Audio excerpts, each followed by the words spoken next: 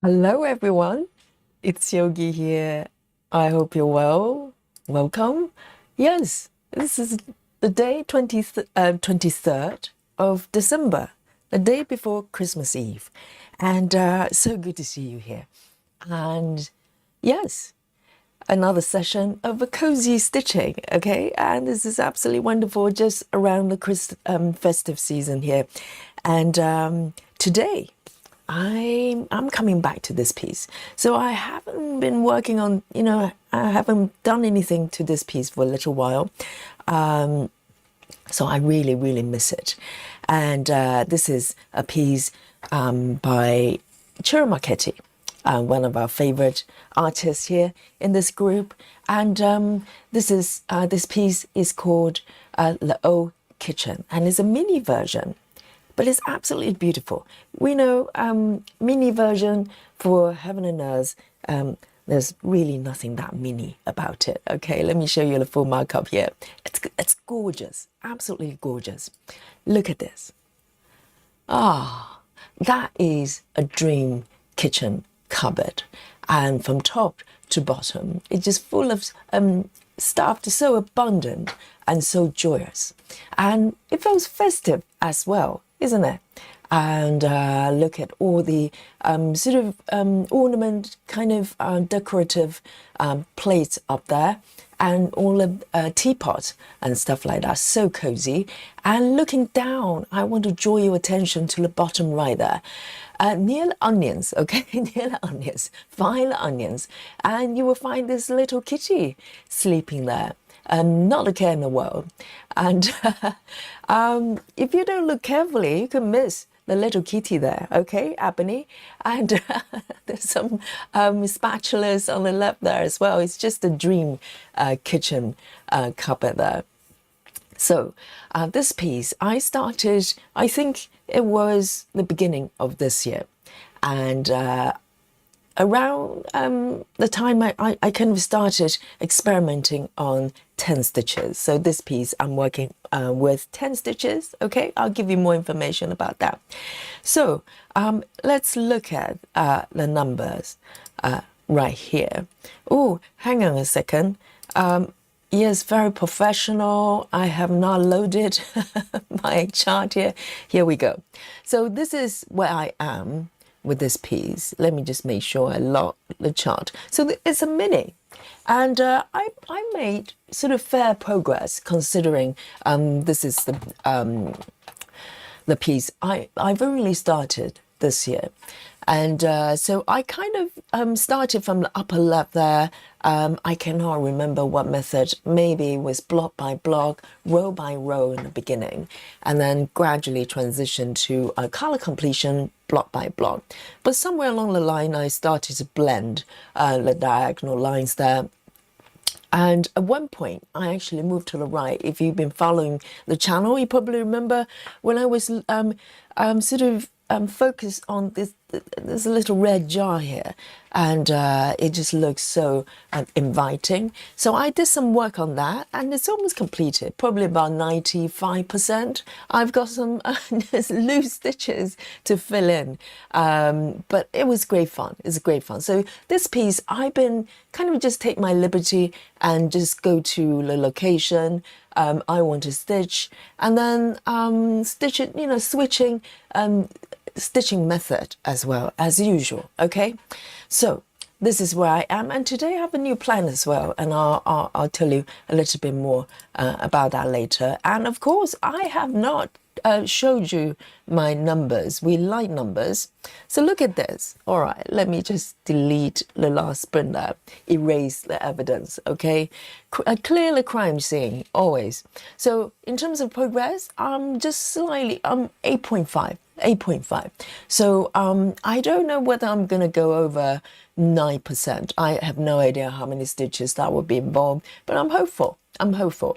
And so 8.5% of the total piece, and the number of colors involved for this piece is quite typical for Heaven and Earth's regular piece, mini or regular size, 89. So up to 90 colors most of the times, and this is 89%. So I am going to start a new sprint right in front of you. I'm brand new from zero, no cheating, okay? I cheat on many things, but no cheating when it comes to stitching, stitch counts. All transparent, full transparency, and I trust the app. My app does not lie, okay? So let me switch back here, and I want to say hello to all of you. Thank you for joining me today. I know this is feeling very, very Christmassy, isn't it? Day by day. And so from the top three stitchers reporting to the chat first. We have Sarah, our lovely Sarah says hello everyone. Hello to you, Sarah, as well. And Rajal as well. Rajal says, hello everyone, happy Tuesday stitching. Yes, Rajal is here on time for the class every day. Model stitcher. And Amira as well. Hello, Amira's on fire recently and has just joined the our army of regulars. Right here. So Amira says, hello, a wonderful day, everyone. Report noodles with salmon. Okay, we're talking about dinner, right? Report noodles with salmon and spinach for dinner. It was delicious. It sounds amazing. And really balanced as well. You have got a bit of a carbohydrate, a little bit of a protein, and some fiber, okay? And spinach is full of iron. Well done, Amira. Balanced meal for balanced stitching here. And we also have Serena as well. Hello, good to see you. And Brittany is here as well. Oh, Brittany has to work tomorrow, so it's an early night for Brittany. Yes, so good to for you to say hello, and I hope to catch up with you maybe over Christmas and New Year as well. So enjoy your work and maybe sneakily listen to us, okay?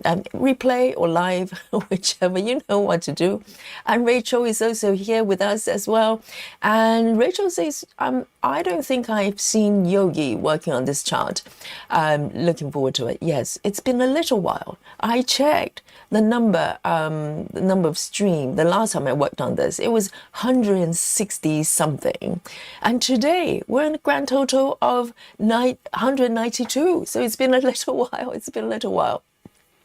And you know, we're moving very close to 200 live stream. I ask you, hang on.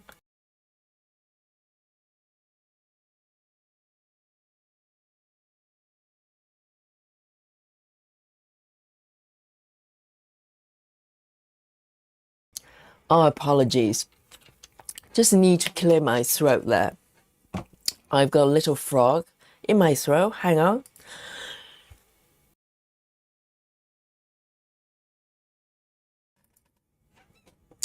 Oh, I'm back.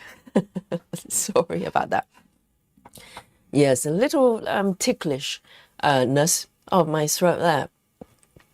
So yes, I'm looking forward to working on it as well.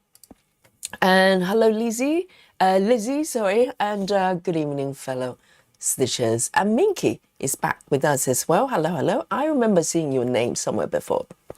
So welcome back, and thank you for saying hello. And Jacqueline as well, hello. And Clara. Clara says hello, happy Christmas, Merry Christmas. And Suzanne, lovely Suzanne, is also back with us. So good to see you. And of course, my little assistant, Susan, is also here in the chat as well, on time, right on time, for her duty, for her hard work today. I like to delegate, okay? The less I can do, the better. That's always my secret to success here. And BOT, Betty is also here as well. Hello.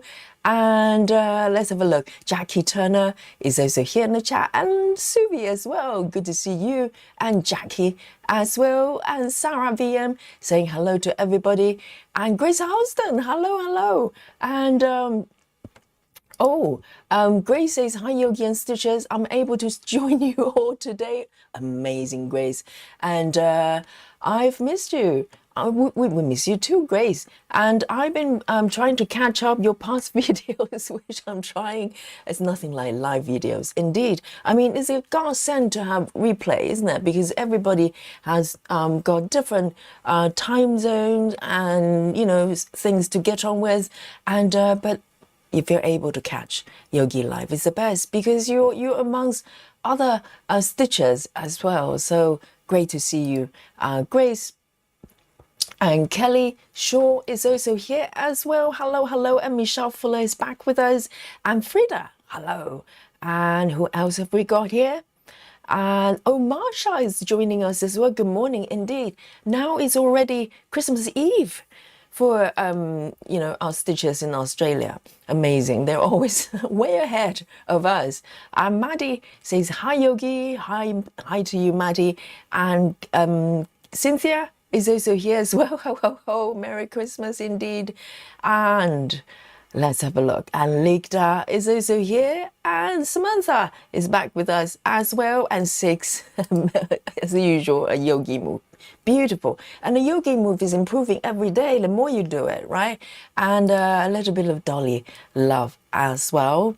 And I'll come back to say hello. Oh, Chelsea as well. Yes, of course. So, and Suzanne, who is frogging already? Suzanne, why are we having green frog? What? Oh yes, oh my throat, yes. I'm hoping it may be. Yes, all agreeing. I was so scared. I haven't even started stitching. I'm frogging already. Okay, yes, the frog in my throat. Yes.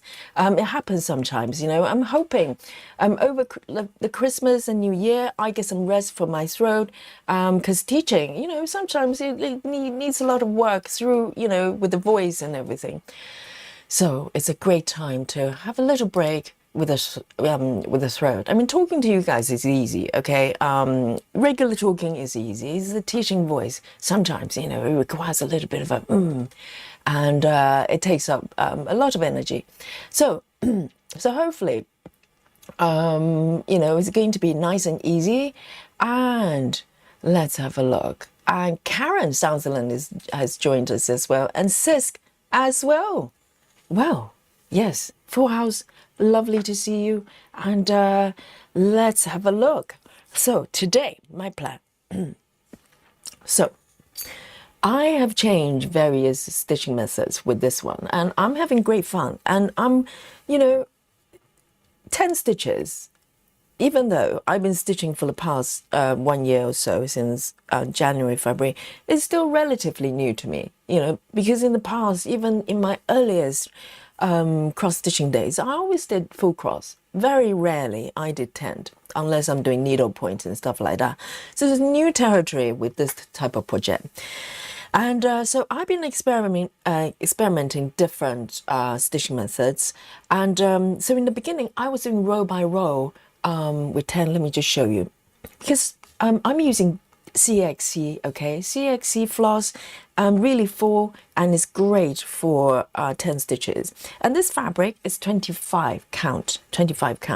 And the coverage is beautiful. You can hardly see through the fabric, and even though my fabric's being stretched quite tight here, but you can hardly see through the fabric. And normally if you do 1/1, very often you can see a little bit of the fabric.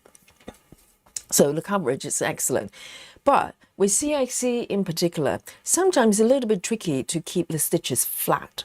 That's why I started row by row just to test the water a little bit.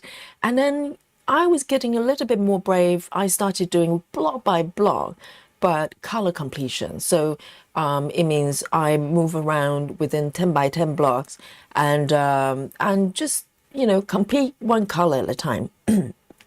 But I noticed there's a little bit of a disadvantage for that, just like this method. When I did within this area, I did minimum to max, and which means I have to take my thread and stitches, you know, everywhere and try to reach the location of where those stitches are. So it does build up a little bit of bulk underneath. It's just part, you know, it goes with the territory. And so ideally, in my mind, I think I still much prefer my stitches because I'm taking my right hand underneath the fabric. I can feel the bulk underneath this area. Whereas on the left, particularly the upper left area, when I did row by row, block by block, it's very, very flat. I cannot feel any sort of, bits sticking out. But over here, when I did, my right hand is underneath, okay? My right hand is underneath feeling the fabric there. Over here, I can feel a lot of bulk because over here, I was doing color completion. So there's a lot of taking thread over there and right. So for some of you, maybe the fabric underneath or what it looks like at the back probably is not critical. And to be honest, I'm not OCD about that. All I want is to prevent floating threads. So no threads not tucked in, stitched in long distance. But also I like the flatness. So what I'm going to do today is to combine the best of both worlds, okay? I am going to do color flow with this piece. Are you surprised? Probably not. I've been doing a lot of color flow recently and I love the method. The great thing about this method is essentially you're doing very similar things as row by row because you're stitching from the edges. If you don't know what it is, don't worry. I'll explain a little bit more as I'm stitching. But essentially, you have to stitch and ease away from the edges. Let me show you here. So no floating stitches. And by virtue, if you're not creating floating stitches, it's very similar to stitching row by row, but a lot less restrictive because as you create that really open diagonal line there, it gets wider and wider, and you have more choices in terms of where you go. Whereas row by row, you tend to need to stitch. Stick with vertical from top to bottom or bottom up, right? Whichever direction. But you have to go in a vertical line, and very often you have to restrict the width as well, so it doesn't get too overwhelming. But with this way of stitching, essentially you are making the stitches as flat and even as row by row stitching, but without a restriction to having to confine yourself in a small area. So that's what I've learned with recently stitching color flow, and it's great fun as well because you have to, there's a little bit of strategy go into it as well. Okay, so without further ado, I'm going to start stitching. But also, yes, before I'm stitching, great news.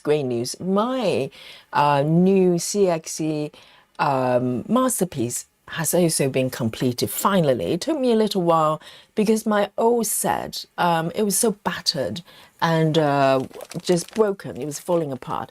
And now finally I made my new thread cards with an updated design with pre-populated numbers. It looks so sophisticated, isn't it? And it took a little while, 3-4 days to get everything together, and also transferring threads from the old set to this one took a little 2-3 days as well. But look at how neat that is.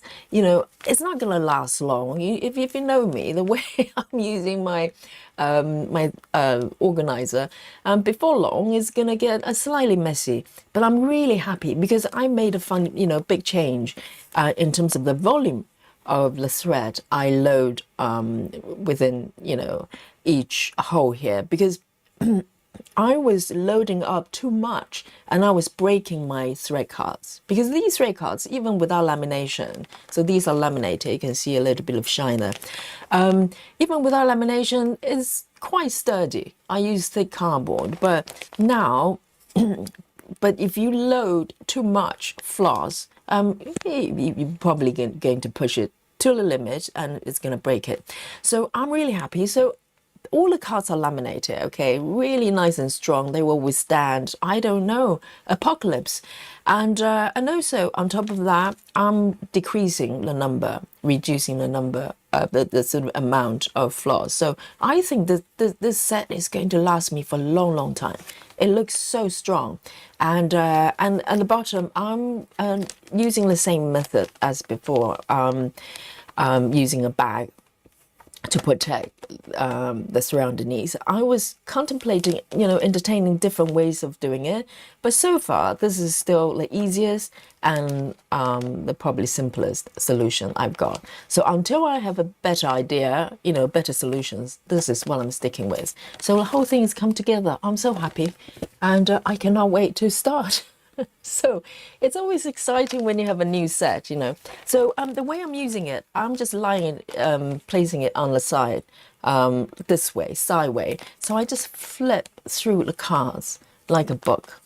And the rings are big enough that gives me enough room. So I can just flip through with no difficulty there. So that's how I'm going to use it, okay? So this will be on my side here. So that's my setup today. So let me zoom in and let me know what you're working on, guys. I want to know what you've decided to stitch the day before Christmas Eve, or for some of you, this is actually Christmas Eve. So here we go. And just to give you a heads up, okay, excuse me. So pink frog, fudgy. And so tomorrow is going to be a day off for me. I'm heading towards my partner's parents. We're spending time with my partner's family for Christmas. So we're staying there overnight, so no streaming tomorrow, okay? Tomorrow is a day off. And then we're coming back on the 25th, UK time anyway. For some of you, it might be 26, okay? So 25th UK time, I'm heading back in the evening, and we're gonna have a cozy Christmas Day stitching together. So if you're around, come and join me. It's quite nice and relaxed. Maybe you already have your Christmas, lunch, and you just want to get away from the family for a little bit. Maybe too much of it, and have a little break with Yogi, okay? And all the stitches around the world. So that's the plan for Christmas, okay? Give me a little sec here. Right. So let me start today's session here and warm up these little hands. So I think I'm going to start to just pick and choose the edges and look at the symbols, because this way of stitching a lot of times is kind of just spot the areas that looks inviting. So I think what I'm going to do is to start from this color here. It's got a whole bunch of them. Oh, instantly we've got 310. But look at this. I've got a whole bunch of 310s there other than this stitch. So in order for me to be able to run my 310 stitches, which is quite a lot, and that's where the color flow comes in, you follow the color, right? So the whole cluster of 310, in order for me to run freely and stitch this area, I want to take care of this single stitch here. So that's where the kind of slight planning that's coming in for this method. So even though it's just one stitch, I want to take care of it first, then I can do a whole bunch of 310 underneath. So that's the fun part. Okay, so here we go. And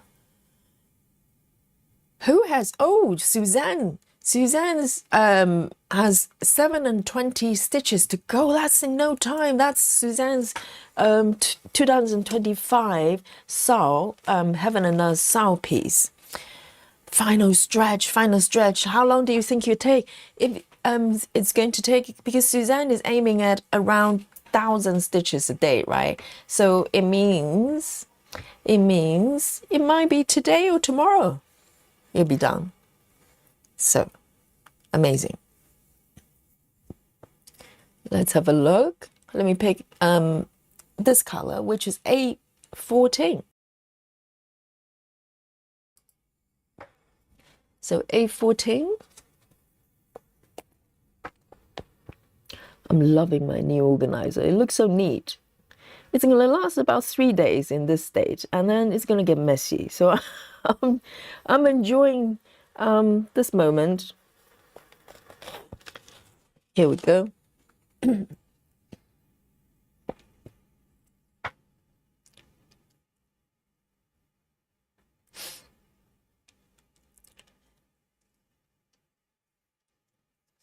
Lizzie says, I'm going to need a color flow tutorial to be able to use it. So there's already a color flow tutorial by Gemma Stitches. Okay, so this method I'm learning from Gemma Stitches.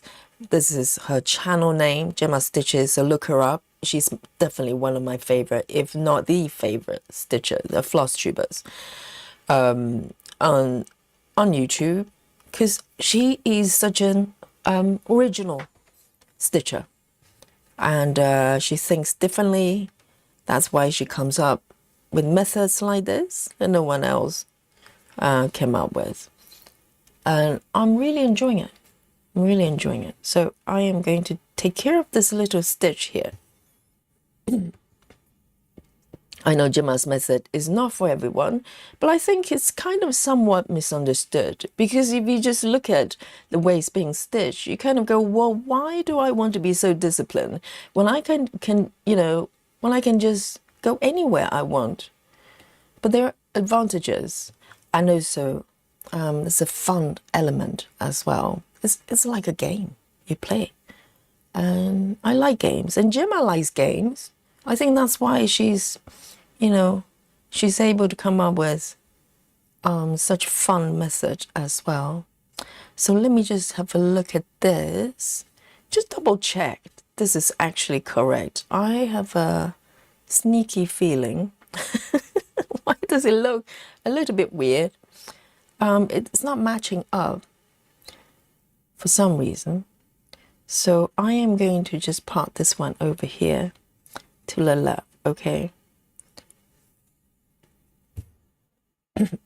Let me just count the number of rows. I don't want to start off the wrong way.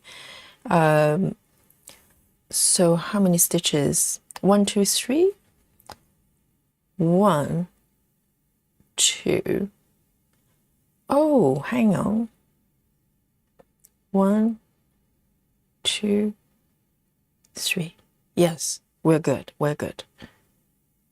All right. And I don't know what this thread is doing here. Let me just end it. I don't think it's matching up completely.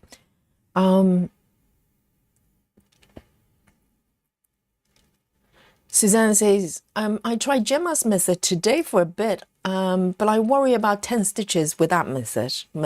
I think it works the same way. Whether it's 10 stitches or full cross shouldn't matter.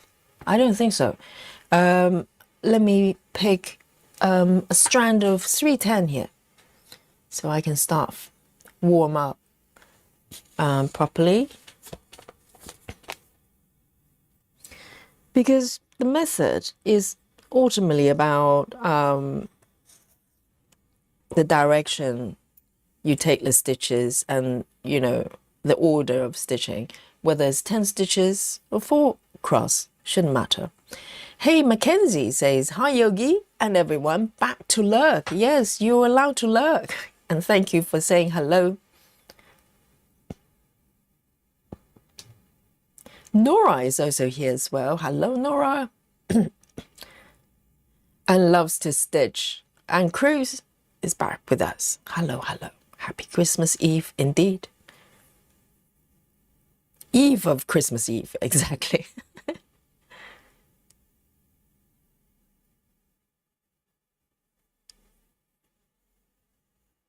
All right. Let's thread this one here.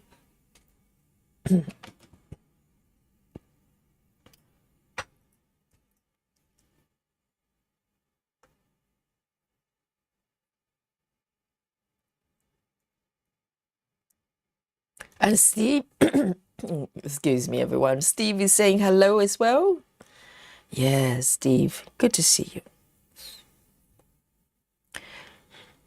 Over here, there's a whole bunch of 310 stitches here. So I'm looking forward to it. And of course, I'm parking as well. It's part of the Gemma Stitches method.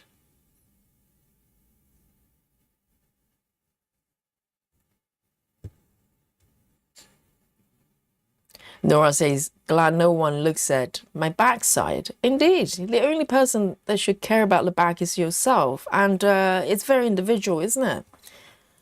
Some people might want it a certain way. Some people just go, well, as long as the front looks good, I'm happy.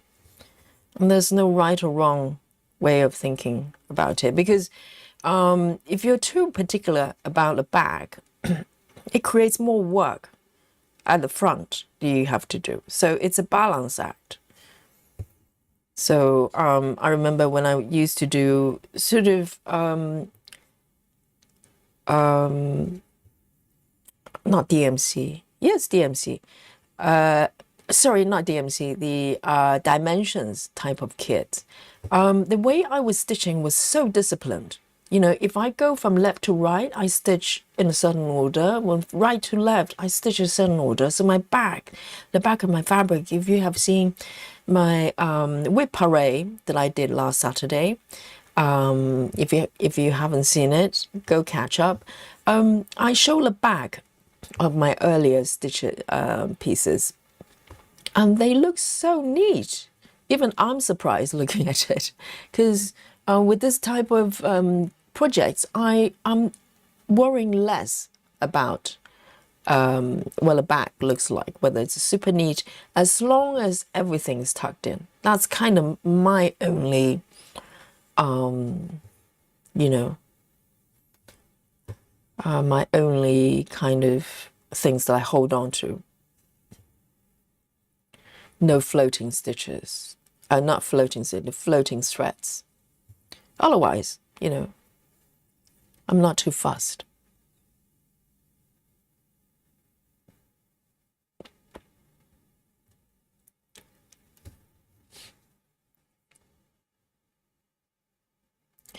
Let's have a look. I'd like to know what everybody's working on. 6 looks fantastic. Your CXC master set. I know.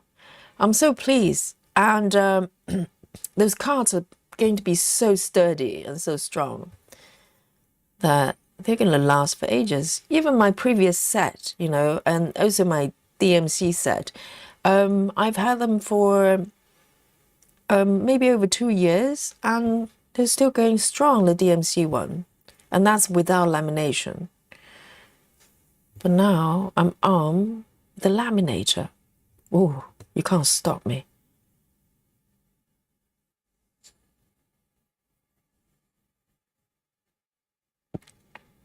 Sarah says working on Christmas Mouse by Stitches. Stitches so beautiful.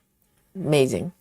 And is it MD Garrett? Says working on my first full coverage. The hairs of HY Brazo from Unconventional Stitch, hoping to hit 1% today. Amazing. The first full coverage is magical. You know, my first full coverage experience was a little bit of a mess, but it was great learning curve. I learned so much. And you never remember your first full coverage.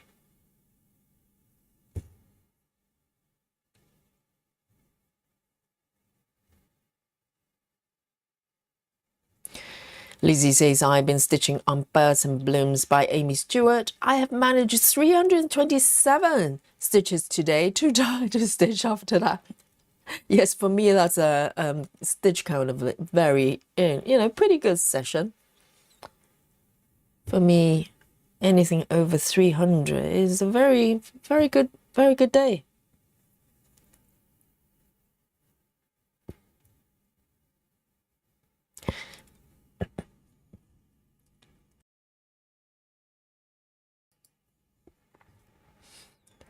Six working on Bird Hearts.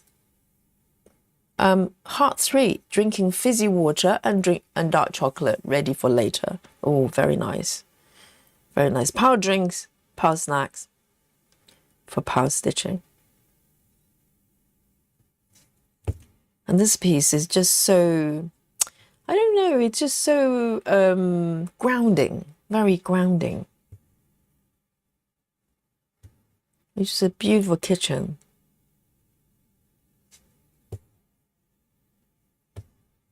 So this is 310 stitching.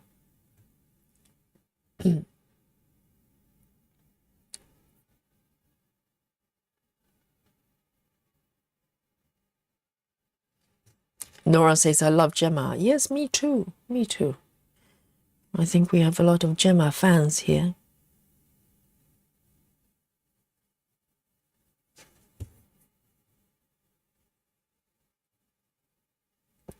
Hello, Lona. Good. Be on time for class. Yes. Good to see you.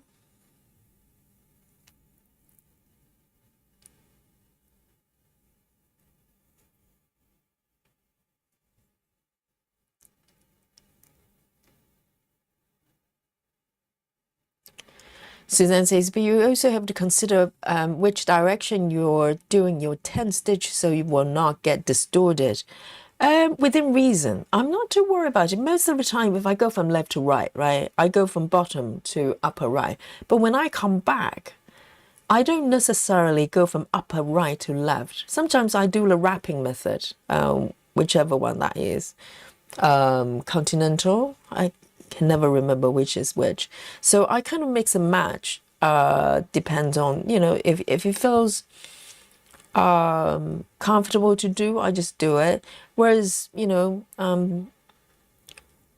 before, so when you do needlepoint and stuff like that, you have to be very particular. But with cross stitching, I'm not too worried. But yes, sometimes you can, you know, if your fabric starts to play up, then perhaps you need to be a little bit more mindful. So I'm going to part this one here. A whole bunch of 310, look at that. And already. And I'm just warming up. Okay. And I am going to move over here. Let me just double check. 1, 2, 3. Why does it not match up? I wonder. It looks a little bit iffy. So we have that one. This one is done.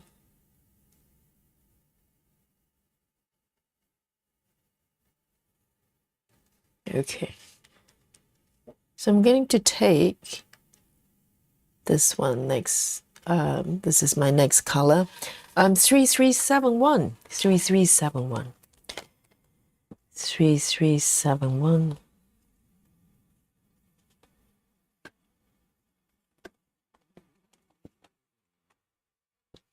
It's a brown.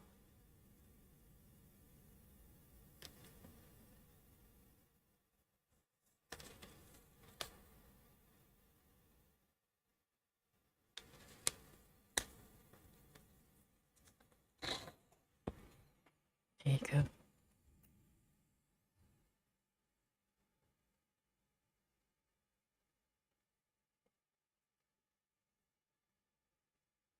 Maddie says, just thought I say to anyone from Australia, happy Christmas Eve, if anyone comes from there. We have a few stitches here. It's already tomorrow in Australia or New Zealand, indeed.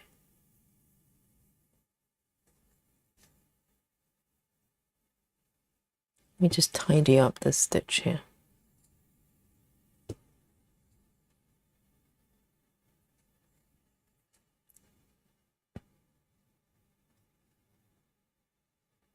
And Sarah's working on Christmas ornament and a dinner, preparing for dinner tomorrow, indeed.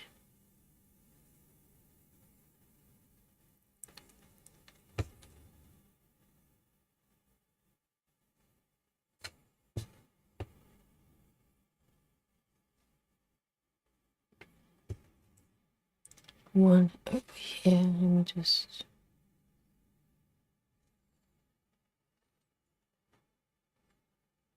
And with color flow, of course, you can make, you can skip one stitch as long as you have one side attached to a completed stitch already with original method, this is not allowed. Okay, you have to have at least the top and the left side already stitched first. So you have a little bit more freedom here.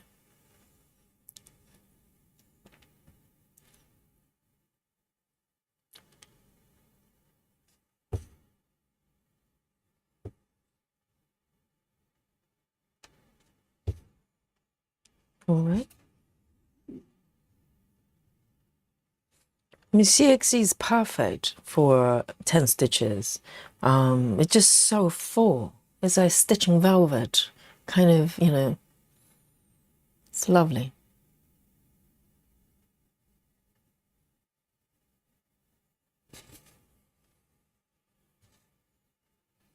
All right, next one.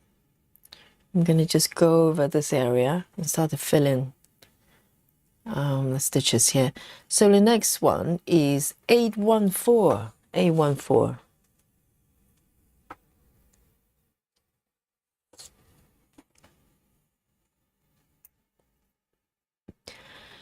Hi Shayla, says happy Christmas Eve.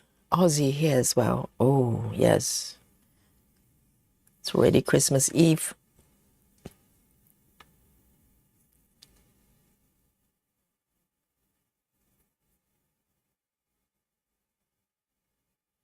Vaduhi, hello, hello. Lona says 310. Lona, sorry, I just read this. Yes, I've done my 310. So this is more like a relay spooky bingo, okay? So Lona is stitching 310. I was wondering why we didn't have, you know, because normally if I call out 310, there'll be a whole bunch of spooky bingo because it's such a popular color. So I'm stitching 814 right now.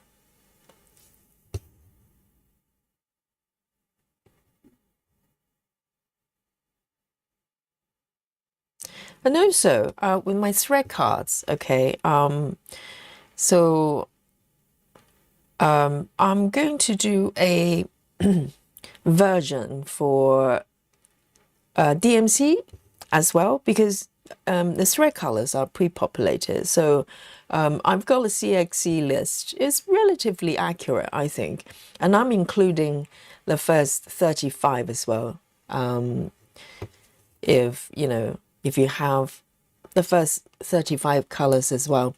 But with the DMC, I think they sometimes change, don't they, year by year. So the list I have, so I need to run this by you guys. Maybe you can help me. The list I have has 507 colors, the cotton ones, cotton strand ones. Does it sound correct to you guys? Because the colors will be part of the card, the thread cards. So I want them to be as accurate as possible. And does 507 colors sound right to you? And is there a most up-to-date version I can get? So I just want to make sure that the numbers are correct.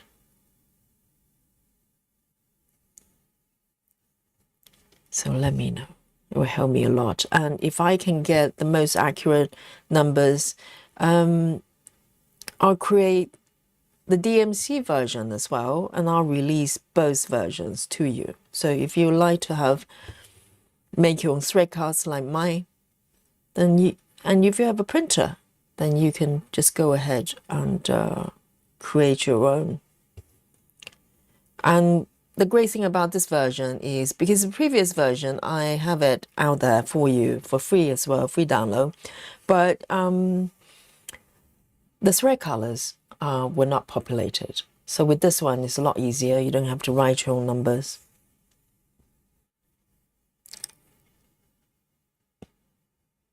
Belinda, hello, hello. Belinda says, good morning, Yogi, and all my stitching friends. I know. Yes, join in and let me know what you're working on, Belinda.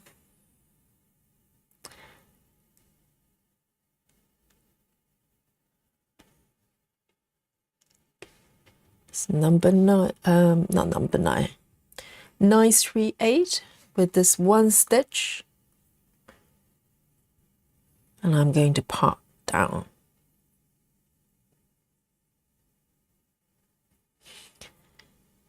Daya Pack says, why do you only make half crosses? Oh, very good question. Daya Pack, are you if you're new to the channel, welcome. Why do you only make half crosses? So it's kind of a choice, isn't it, guys? I don't know if there are any sort of particular reason people would do one or the other. I think a lot of people are attracted to 10 stitches, which is what it is, one leg at a time. Not at a time, only doing one single leg, because it's a little bit faster. And for me, that's attraction as well. Not that I'm necessarily going for speed, but for me, it's more of variation as well, because with, you know, you have to make certain adjustments when you're doing 10 stitches versus full cross. And there are considerations of the thread you're using and number of strands, and also fabric count, etc. Or they will come into it, and also ultimately the kind of effect you're producing. I think for 25 counts 2/1, if I'm covering the rest of the part, if you're not watching me stitching, right, can you necessarily tell, if I zoom out a little bit, can you necessarily tell these are 10 stitches? If you look very closely, maybe, but normally we don't look at things so close up. If I just show you this piece like this, I don't think you can tell if it was done in 10 stitches. Maybe there's certain bits, okay, these are probably giveaways. But if you zoom out a little bit more, to be honest, it looks very similar to full cross. And so it's kind of a choice. For me, it's fun to do 10 stitches from time to time.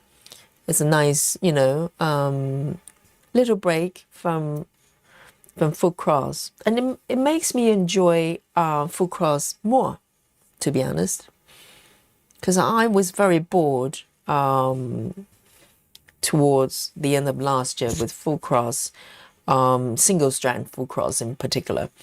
And, you know, I wasn't very motivated to stitch. So I decided to venture and try out 10 stitches. And I love it. So various reasons, day pack. Maybe you should give it a try. Maybe you like it as well. So let me pick this one over here.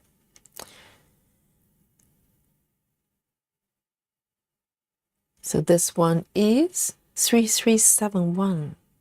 So with Gemma's method, doesn't matter if it was regional or this one. There's a lot of threading and unthreading and park.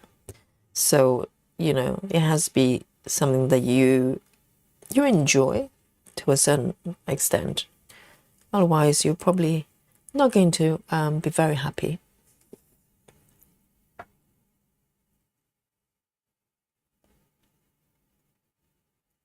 Next one, keep moving.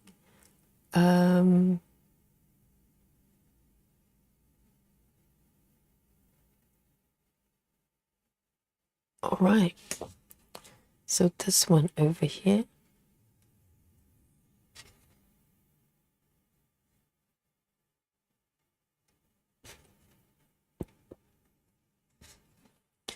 Mandy Moran is here. Hello, good to see you. And Kelly Shaw says, I'm stitching on Long Dog Sampler Pandemic. Yes, I think it's quite popular in this group as well. I don't think I've done one myself, but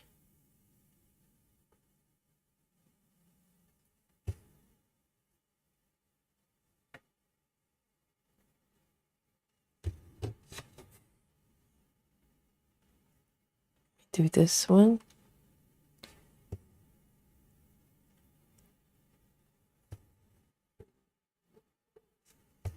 See, these are the moves you wouldn't be able to do with the original method. So color flow, You can bend the rules a little bit more.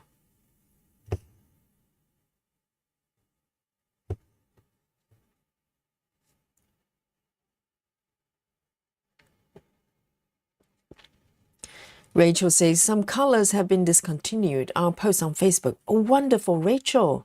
Yes, because I would like to have a kind of up-to-date version. It will make life a lot simpler.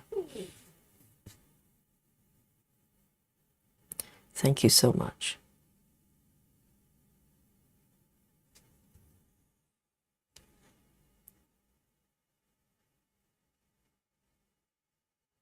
Whoops.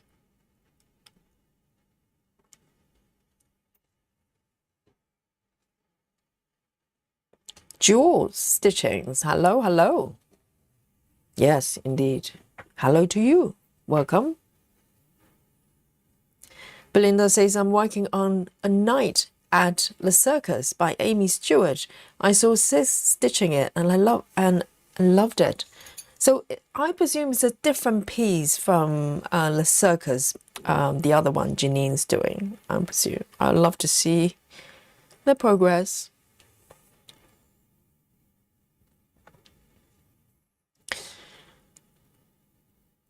Moving on.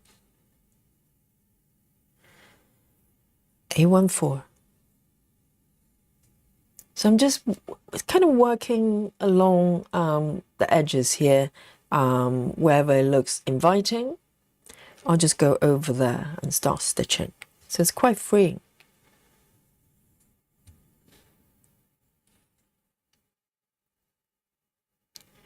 Lona, enjoy, well, maybe enjoy is not the right word, enjoy the physical therapy. And we'll see you when you're back.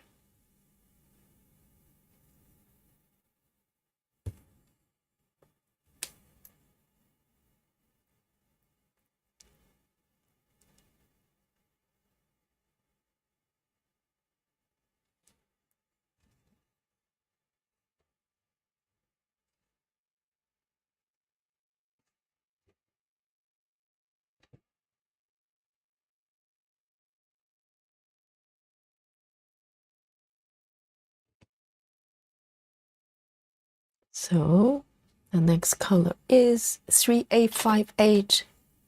So just one stitch, I think. Okay, I'm gonna park.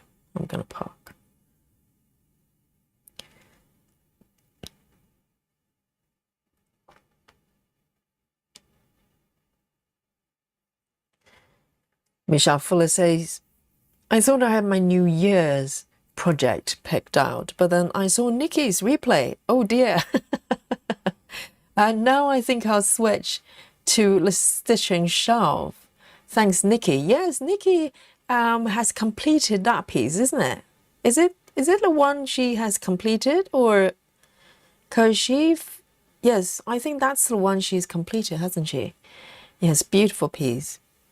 Nikki's stitching is beautiful, and she's also working on this piece, but she's doing 32 count 1/1. Very different kind of choice here. So she's doing tent as well. Let me have a look. Let me end this thread because there are quite a lot of part threads here. So why don't I do a pin to end?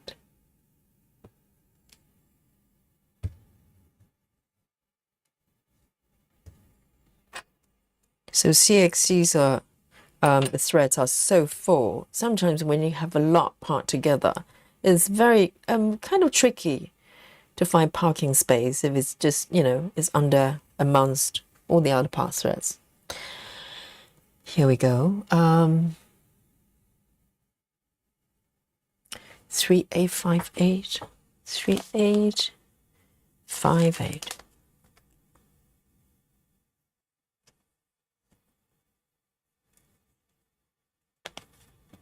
Just put my needle through.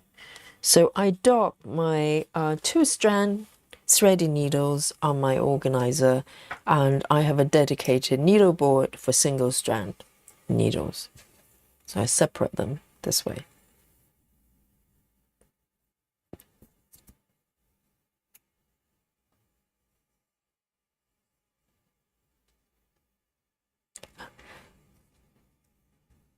Oh, was Michelle going to stitch the calamari lady? Oh, naughty, naughty. Naughty. Yes, maybe Michelle has changed her mind.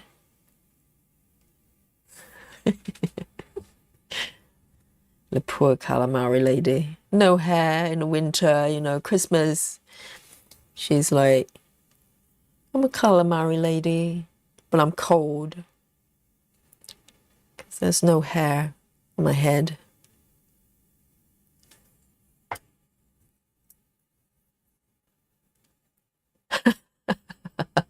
Michelle says, I wouldn't do that, Yogi. One calamari stitcher is enough.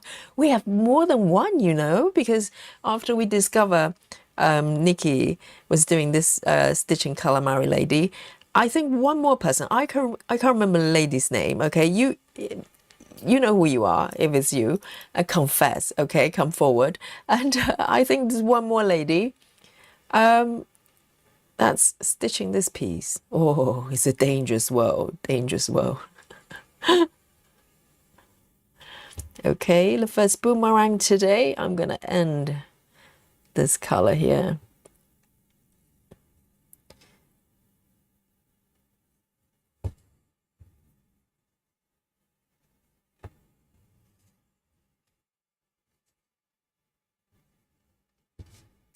All right, so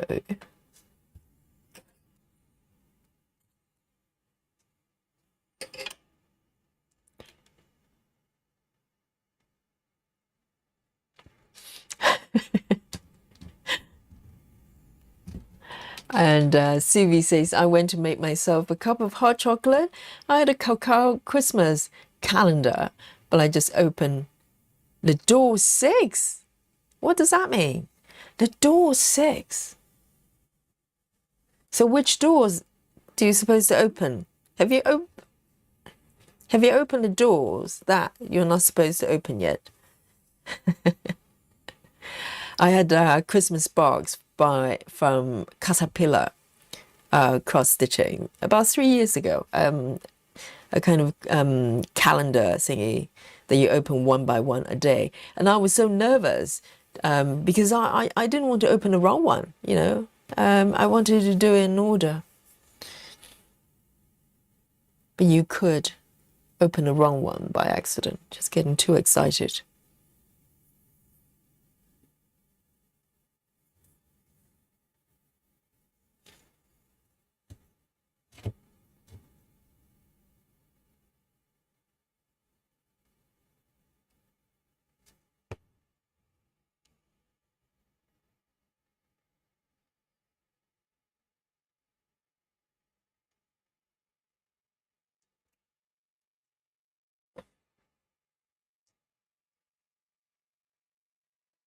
Andreas, hello. Andrea says, I finished a page today, now listening while baking cookies. Oh, Andreas, you know, you should have joined us last night with our cookie conversation yesterday. Poor Janine. I hope Janine is okay. You know, Janine was having a terrible time baking cookies. She, for whatever reason, she decided to join in some sort of cookie exchange, okay? It should be banned, seriously. And, and she had to bake for a whole bunch of people to exchange for their cookies as well. Yes. And she was having a little bit of a challenging time in her kitchen with her cookies.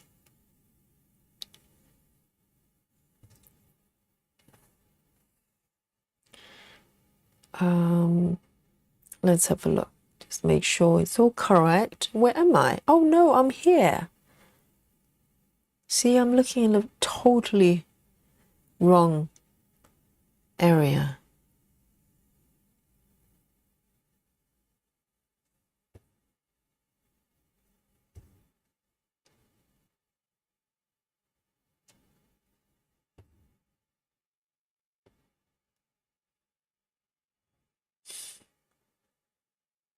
Oh, okay. Michelle says, I think stitching shelf was a restart for Nikki. She had her cone of doom out.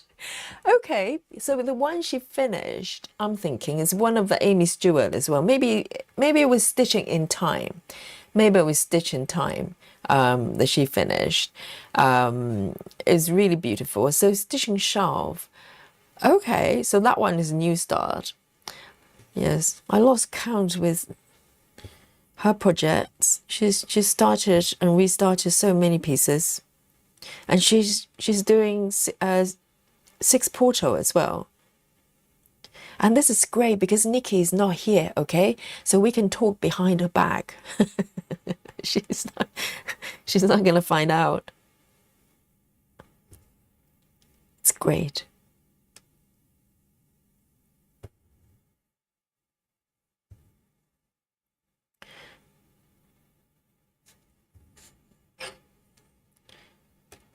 So stitching shelf, I think, is a lot of books. Is that correct, Michelle? Because there are quite a few pieces of Amy Stewart, kind of shelf-based pieces, that I get confused. The Stitching Time, there's Once Upon a Fairy Tale, and there's other ones.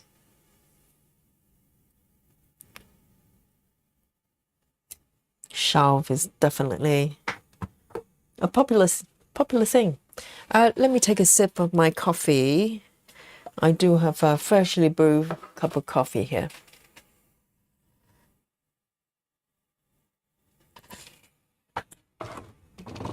It's lovely. It's still really, really hot.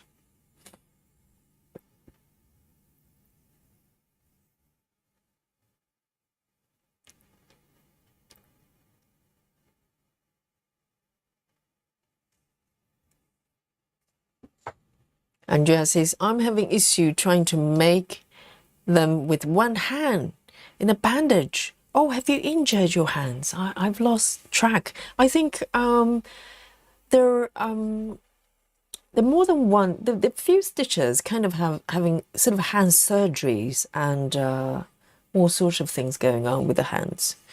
So one hand cookie making. I don't know. I never tried that. I think one hand anything is kind of more challenging, isn't it? So there you go. And be safe, okay? Do not injure yourself or burn yourself.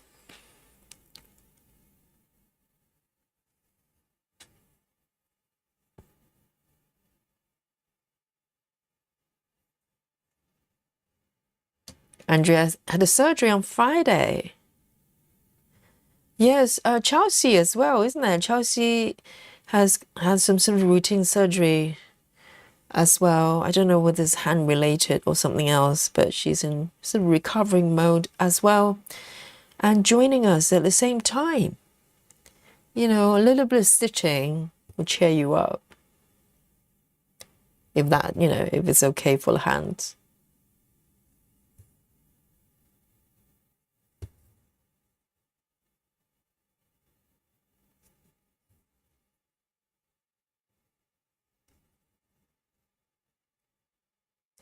And 1, 2.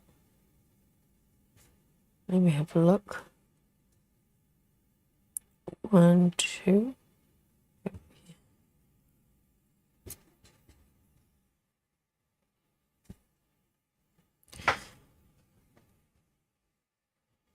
Even with Mini, it's just so beautiful. It captures quite a lot of detail.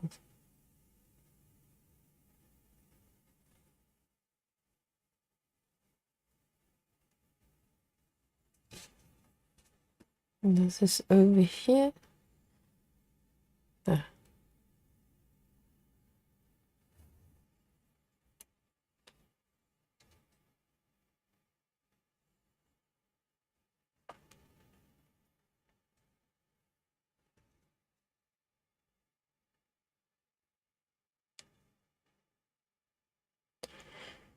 Michelle says books and vintage ladies stitching. Very bright colors. Oh, is that the name of a title? There's a book based and shelf-based piece by Amy Stewart's The Garden. The Garden is a garden book. I think Marsha is stitching that one. I'm very tempted with that one because it's in my wish list. I have not bought it yet, but I just want to kind of have a look at it for a couple more times, and maybe if I'm convinced, I'd like to get it because if I get a pattern, I would like to stitch it at some point. So I want to be totally convinced. But that piece is really beautiful as well. And I've seen Marsha stitching that one. Very, very pretty.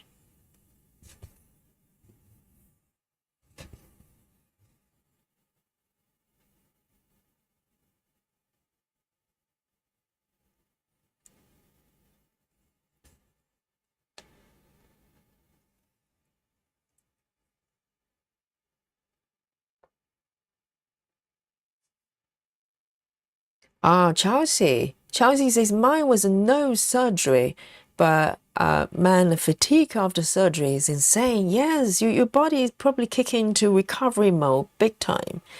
So all the energy is dedicating to healing. So the rest of the body, a lot of functions probably take a back seat at the same time because your body is trying to dedicate all the energy into healing. Post-surgery. But I hope it's getting better every day.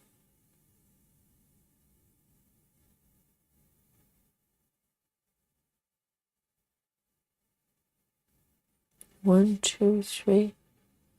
1, 2, 3.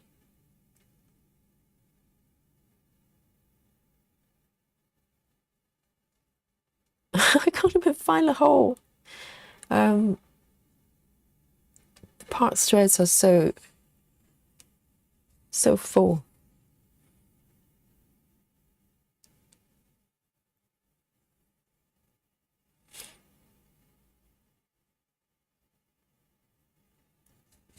The body's really amazing. I mean, the healing power of the body. Kimberly, hello. Kimberly says, hi everyone, Yogi and all, wish you all a happy holiday. I must pop out, but want to say hello. Hello, Kimberly. Hope you have a great day.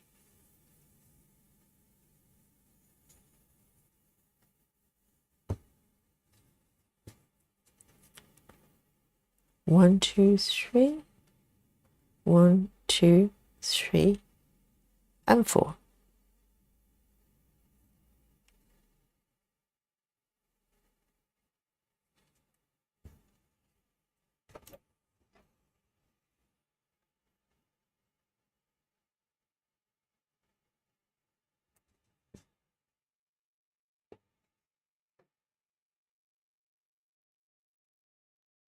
Oh, Grace Austin says, I just bought that piece along with Sleep Time. Well done, Grace.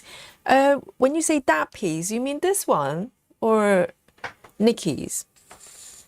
You've got Nikki's already. Yes, Sleep Time is wonderful. Are you going to start with Yogi in the beginning of the year? This is, Sleep Time is going to be my New Year's start. Why don't I show you the mock-up here, just in case some of you have not seen it. It's so beautiful.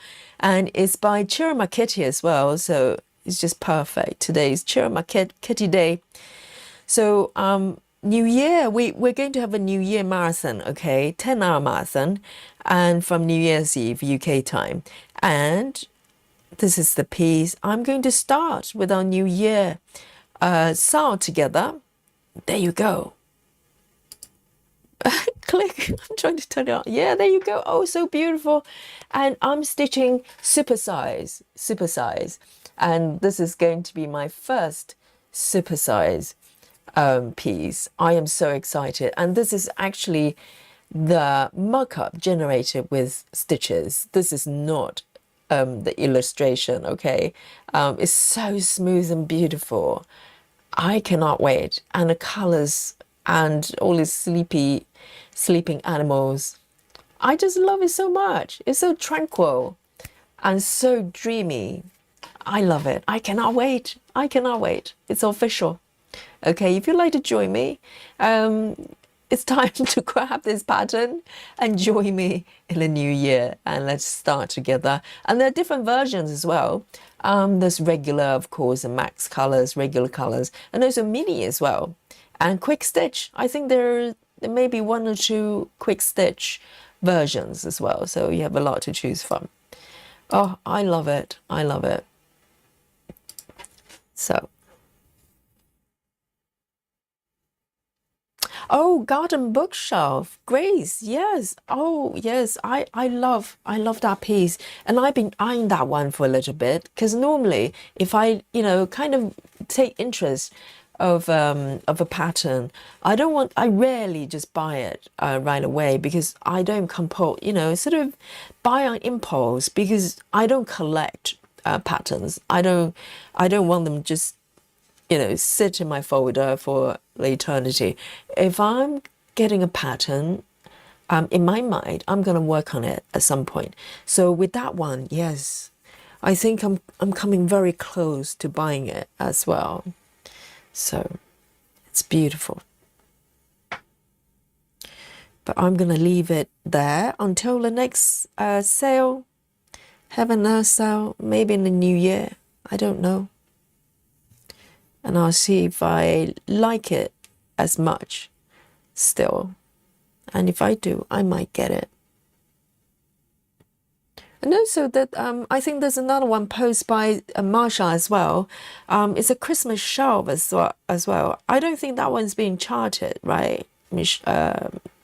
I think it's one of the Amy Stewart illustrations, but I don't believe it's been charted yet.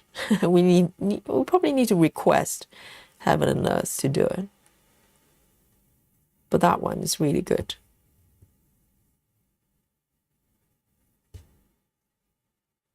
Because I don't think Amy Stewart has that many Christmas specific pieces. I can't recall. Maybe there are some, but I cannot recall any sort of Christmas Amy Stewart pieces other than that one.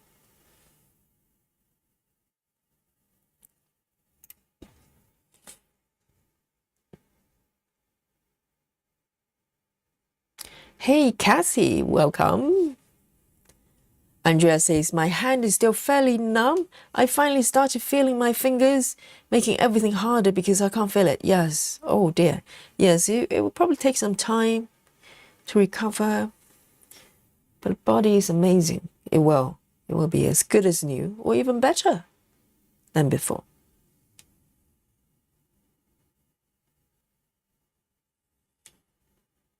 Suzanne says, 5, 6, 9 stitches left on taking a break for a power snack. Yes, you need to replenish, energy for power stitching. Go for it. Snack like you never snacked before.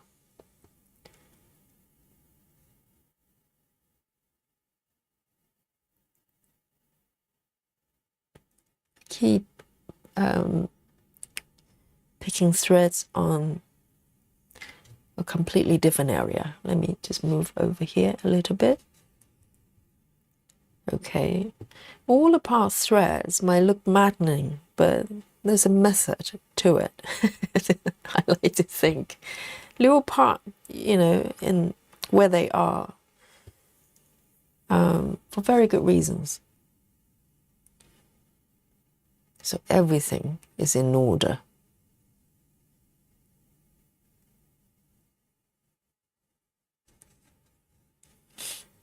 Hello, Kelly. Kelly says, everyone, Merry Christmas. Taking a break from chores for a little while. Yes, take a break.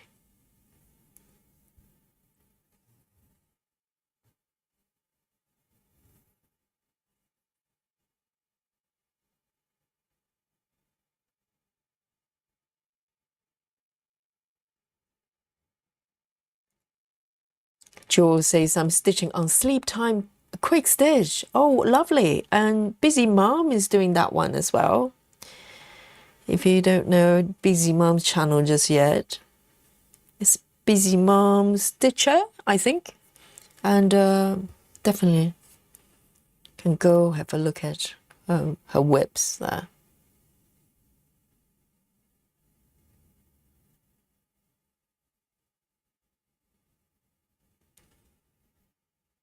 All right. I think I'm getting a lot better in terms of, knowing where to park and also where to go next. It becomes more second nature. In the first few sessions, I was kind of starting and stopping, trying to think, where shall I go next, and where shall I park? I think this is just one of those methods. Instead of intellectually trying to remember rules, you just start stitching and then figure it out as you go. It's a very kind of organic way of stitching. So this one, the next color is 498. 498.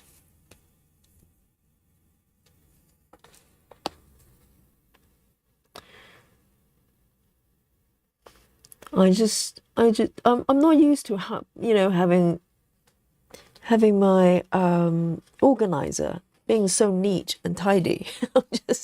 I'm so used to the chaos.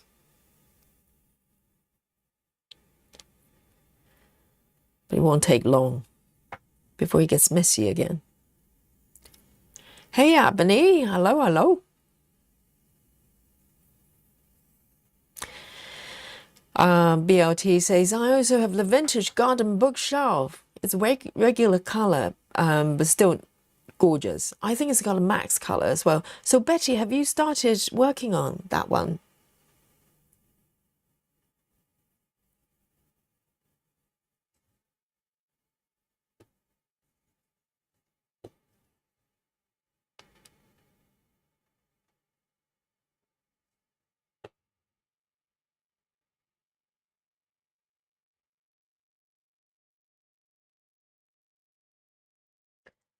Ebony says, what pattern is on your wish list? Yes, it's the garden bookshelf by Amy Stewart. It's been on my wish list for a little bit. Just allow it to kind of simmer and sink in to see if I still like it when I go back to visit it. But I'm very close. It's really pretty.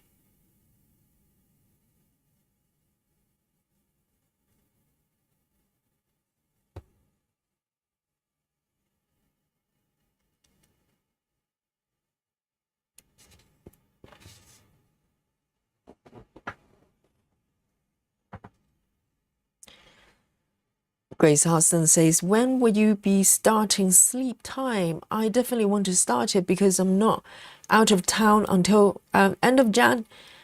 Yes, the piece, sleep time is going to be my New Year start. So Grace, we are going to be doing a New Year marathon from New Year's Eve UK time and running over 10 hours until we hit the second time zone, the second countdown for New Year in America. I think it would be sometime about 5 o'clock in the UK time. Okay, so we're going to stitch overnight, and yes, so our sleep time is going to be my New Year start. So I'll be stitching that one during our marathon. Well, come join us. Come join us. Kelly says, I was working on an Irish blessing sampler. Okay, in between loads of laundry. I don't know how you do that in between laundry and sit down and stitch. And yes, Kelly's definitely multitasker.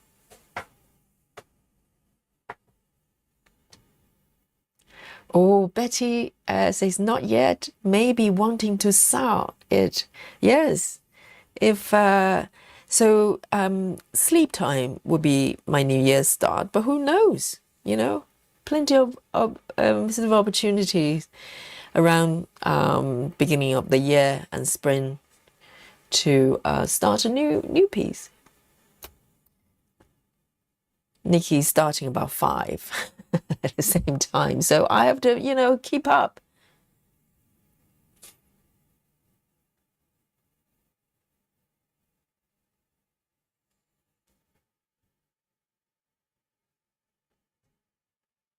One, two, three.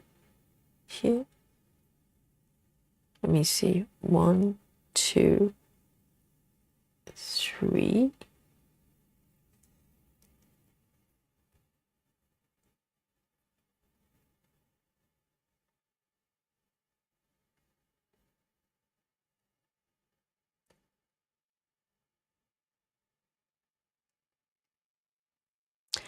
Michelle Fuller says, for your floss organizer, how long do you cut the floss? I can't seem to find a length that's optimum.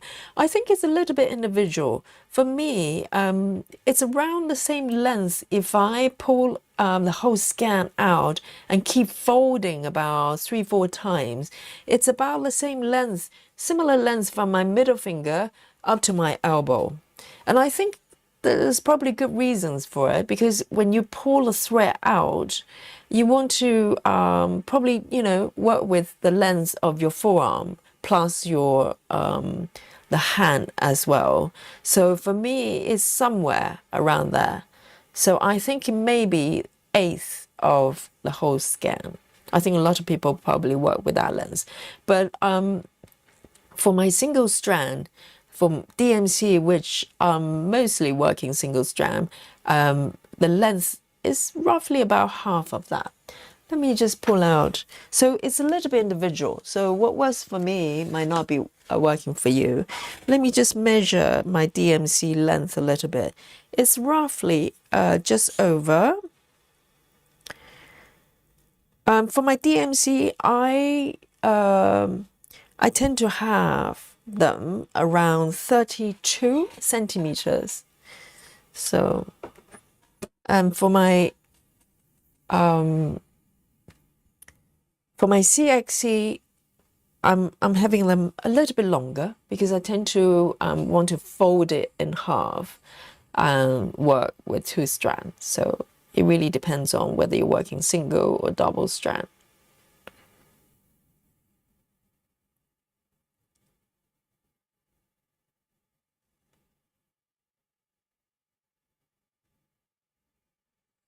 Where am I here? Okay, it's one more.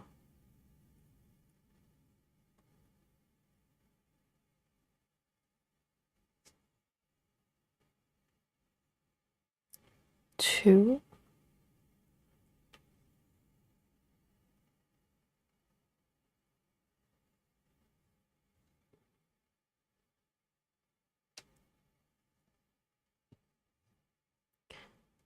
One, two, three. 1, 2.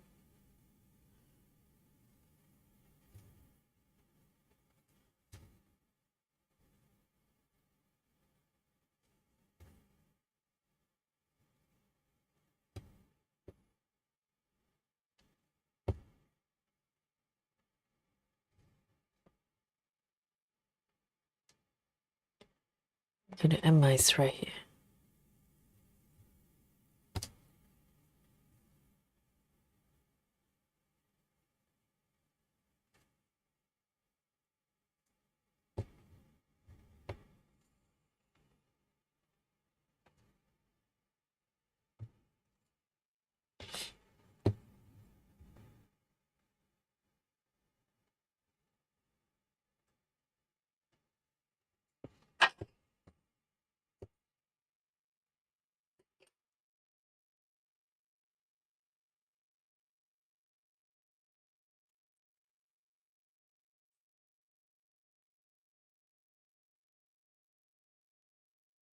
You're welcome. Hey, Joyce. Good to see you.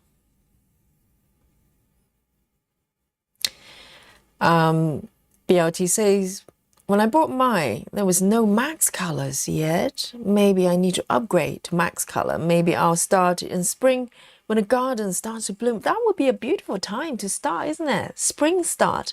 I'm definitely getting the max color one. You know me. If there's a max colors, I always get the max color version. Yes, that I think that's a great idea. Spring start for the garden shelf. Kelly says, I can't do 10 stitch. My brain doesn't work that way. It took me a little while to do, but I think, you know what, Kelly, if for those of you who have issues with 10 stitches, because 10 stitches for me, the issue is more like, for me, it's more about when they float, when they kind of float away from the stitch area, they look like just a single strand, you know, like a slash there. That's my problem, because if I do cross country of any kind, or even when I was doing let me show you, when I was doing this area, which is color completion, you know. When I did this area, I did run into issues of not being able to read the stitches very well because they look like slashes. But I think if you're trying, if you're doing a gemma stitches method or row by row, you probably run into less problems because everything's attached to the complete area, so it's easier to read the stitches. But yeah, you know, you have to get used to it. The stitches look a little bit different from full cross. So, but that's part of the fun because I like challenges and do something different. So that was my challenge. So these 3 are done, I think.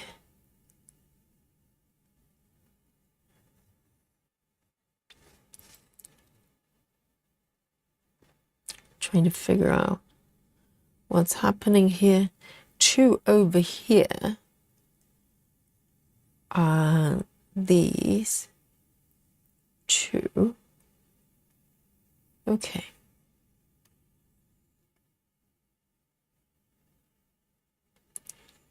So all the part threads are kind of legacy stitches from previous methods. So I have to figure them out.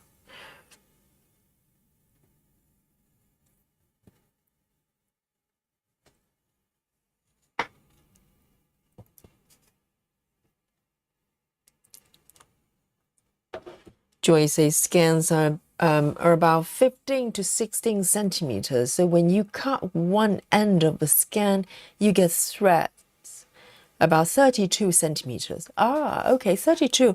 But that's the length for my DMC from the sound of it.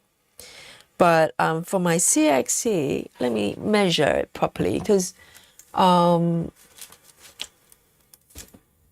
to find my tape measurer. So for CXC, sorry, for DMC, which I do single strand most of the time, I like them about, yes, about 32, 33-ish. And for CXC, I like them a lot longer. Oh, I actually have them about 50 centimeters, but then I fold it in half. So we're talking about 25 as well. So, and I've been kind of sticking with those lengths for quite a while. It's been working well for me.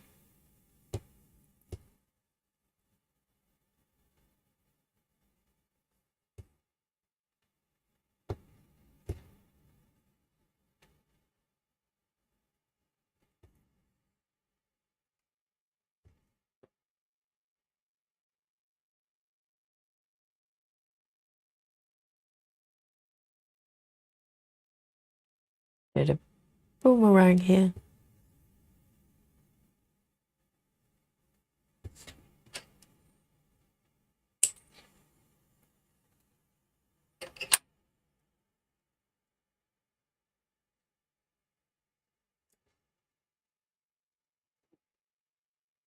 Kelly says, you're mostly right. I don't want to struggle to stitch though, and not after 30 years. Yes, it's up to individual stitchers, you know.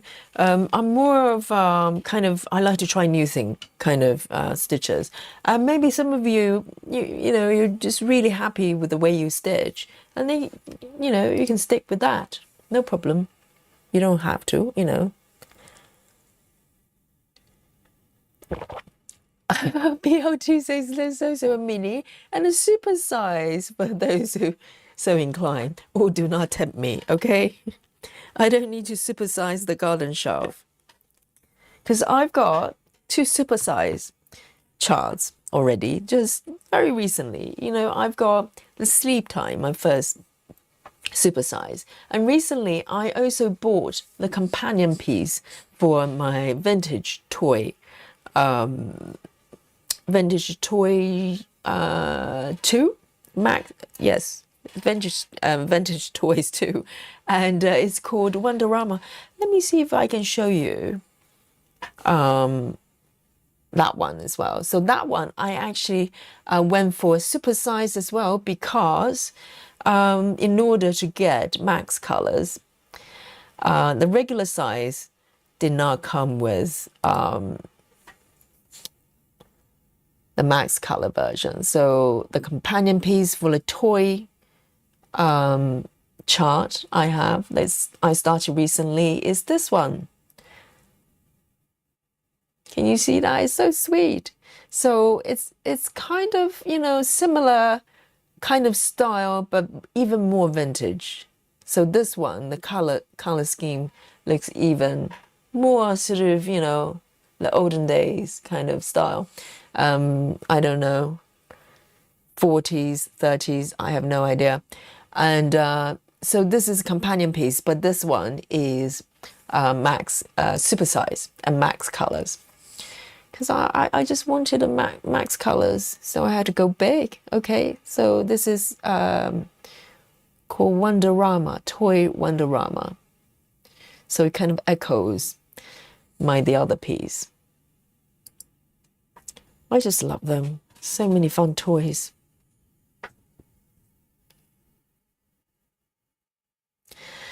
Sig says, I made my 10 stitches leaning the other way, bottom right to top left. Same as my second leg of 4 stitches. Made some sense, more sense to my brain. Interesting.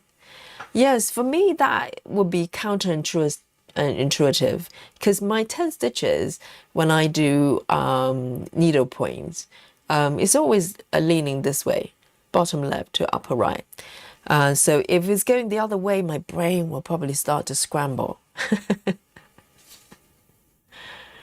Or made differently. And also, just out of curiosity, Six, are you left-handed or right-handed? I'm just trying to figure out, you know, maybe it's a working theory. Maybe it has something to do with whether you're left-handed or right-handed as well. It's always interesting to know. So these 3 are done.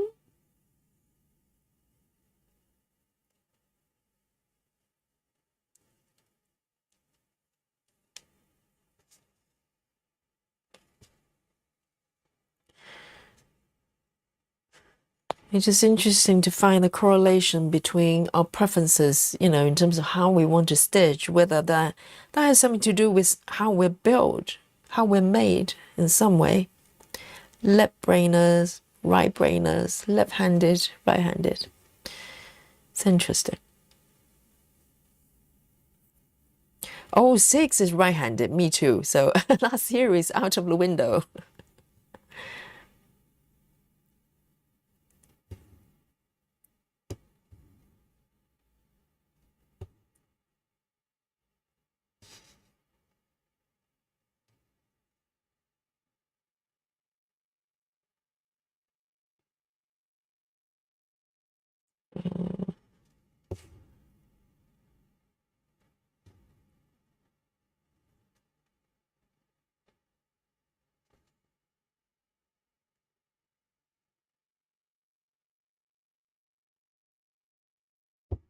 Okay, cool.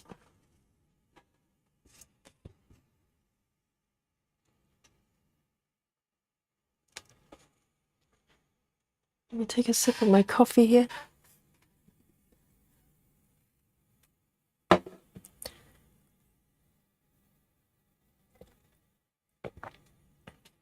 Yes, Kelly, you can give it a go. Maybe if the stitches are slanted the other way, maybe it makes some difference. But but whichever way you go, there's only one leg, so the brain just has to kind of process that.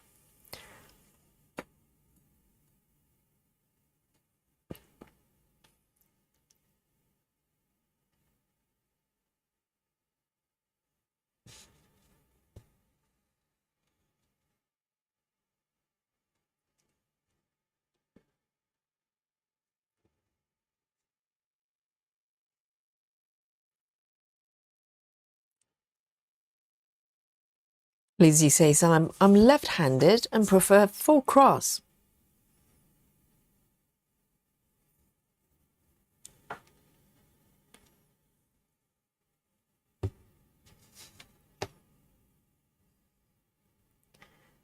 Two.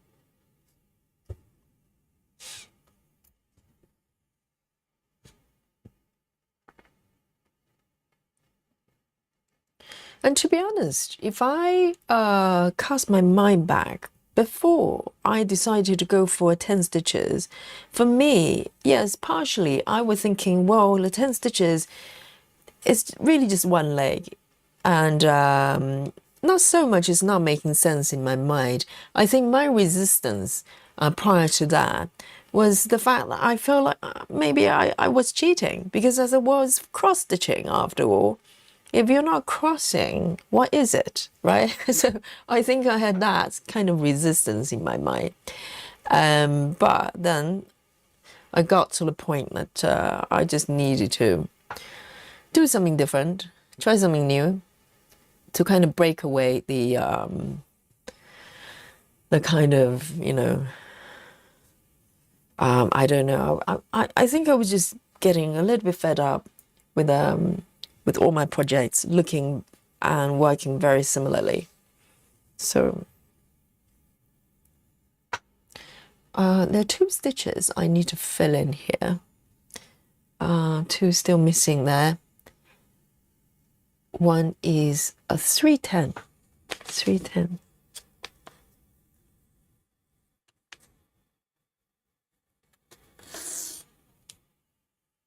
Just 1 stitch.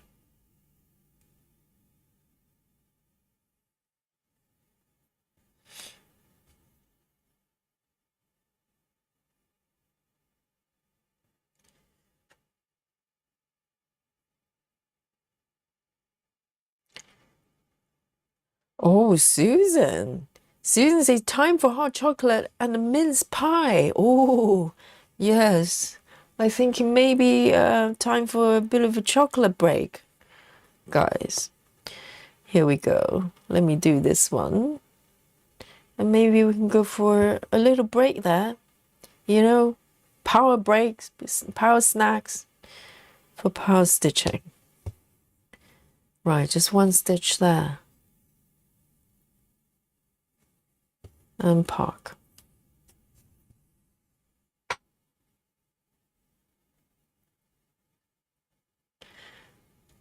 Very nice.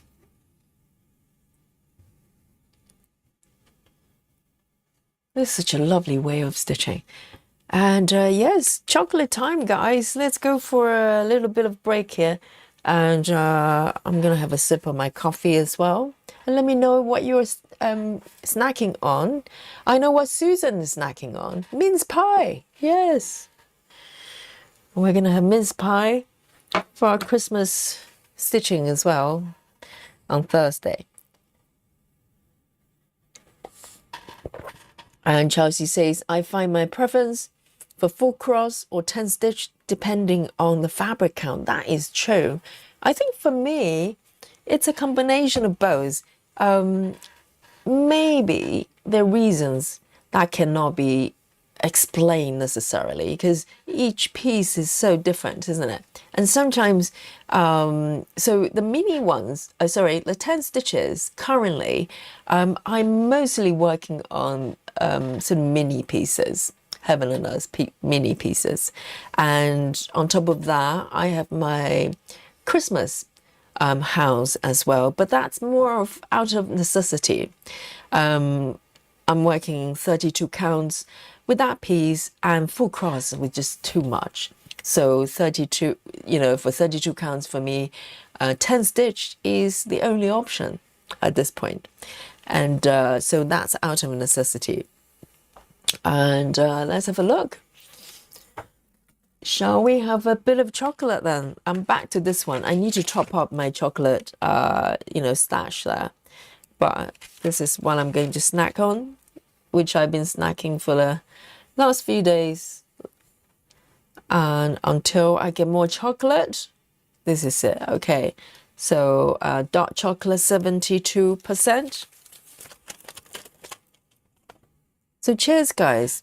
If you don't have chocolate, my condolences. You can snack on anything you want. It's not mandatory. But chocolate is our group snack, There you go. Cheers, guys.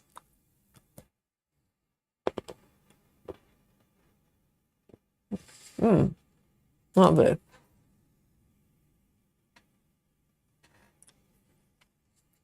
Yes, chocolate break, guys. And Chelsea says 25 counts I prefer full cross. 25 counts up I prefer 10. Yes, 28. I have a lot of 28 count fabric, and I actually love 28 count with full cross. So yes, it really depends on the fabric as well.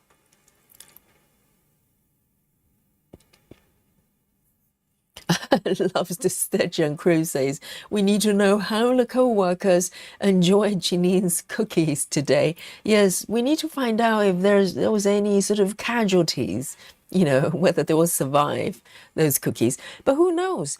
Maybe there are worse ones. Janine's cookies may taste like bricks. Maybe the other ones just taste like charcoals. Just think about the fun they're having with the cookie exchange.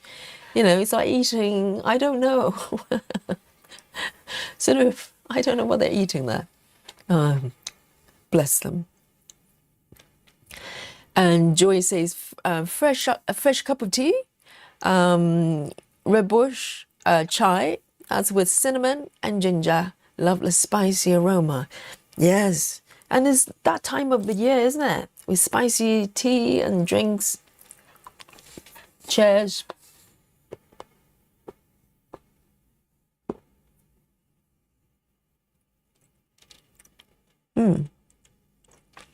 Andrea says, I'm not fond of chocolate. Andreas.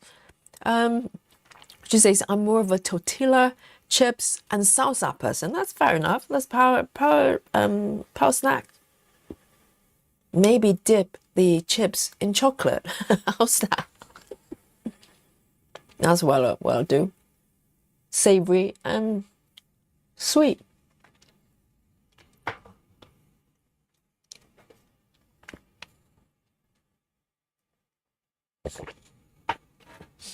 Oh, the chocolate and coffee, that goes so well together. Cassie says, oh no, the cookie exchange conversation again. You're bringing back my bad memories from this weekend. Is there anybody out there actually enjoy cookie exchange? Why do we do it? Why does anybody do it? There's so much pressure. I think if it's a group of bakers get together and do that, that's fun. But to get people who are not accustomed to baking, to bake like huge quantity of cookies, that cannot be fun. There's so much pressure, so much pressure. So I think that should be banned. I have to confess, okay, I'm still feeling bad about this, actually, now talking about it. I'm still feeling bad. So, once upon a time, I work in corporations, companies, offices, okay, before I became yoga teacher. So I was a contractor, so that simply that just means that I go with contracts. I sign 6 months, a year contract. I work with the company as a designer. And I remember, working for this company as a publisher. It's quite a well-known publisher in the UK, maybe worldwide as well. Maybe you know, but I'm not going to mention names. But I work for this publishing company as a designer, and every company's got a different company culture, and you can kind of sense it when you join a company. And then slowly you find out, your colleagues, how they interact with each other. And as soon as I joined, there was this lady came over, a really friendly, really, really sweet lady. And she came over and asked me for my date of birth. Okay, it should be on the system anyway, but she came over and asked me for that, and I didn't think anything of it. I just go, yeah, it's this date, and that's it. Until, I think at that point I was probably with the company not for a very long time, only for maybe less than 3 months at that point, and that was my birthday. And lo and behold, I went to work. And I sat down, and suddenly I was surrounded by these people who I didn't know that well. I was there only for a couple of months at that point, with a birthday cake, I ask you. And some of you might go, well, that's lovely. These are really, really lovely bunch. Okay, let me just pick my stress as I go. As I walk through this traumatic experience with you, it still haunts me till this day. And it's one of those weird things when you work in a company, you just don't know what's going on there sometimes. I sat down and suddenly I was surrounded by a bunch of people. Some of them I still didn't know their names. And they go, hey, Yogi, happy birthday. And I was so shocked. And they presented me with a cake, not just like a slice of cake. It was a fully baked, birthday cake, full size birthday cake with candles and everything. And I was surrounded by these people, and they were singing birthday song for me. I didn't know what to do. Sometimes when you are in danger, do you not have this fight or flight instinct? Okay, I'm still feeling really bad about it, I have to say. But my instinct kicked in. Guess what I did, guys? Can anybody guess what I did? Just think about it. I sat down and I was surrounded by these people, start singing birthday song to me and presenting me not just birthday cake. Okay, this is kind of additional factor here. This cake was baked by this lady who came to me when I first joined, asked me for my birthday, dates for my birthday, and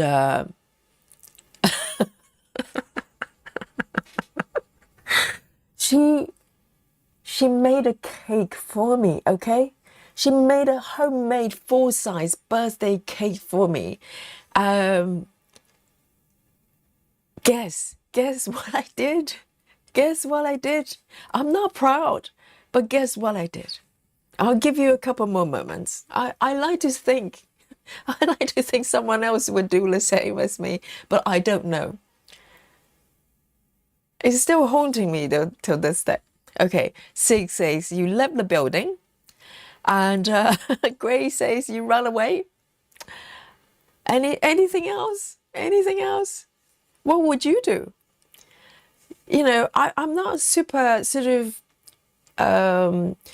with my own birthday. I only celebrate with people very, very close to me, mostly my partner, and we don't do elaborate things, and we don't even buy presents. Maybe we go out for a meal or cook a meal or something like that. So I'm not very sort of, I'm slightly embarrassed most of the time.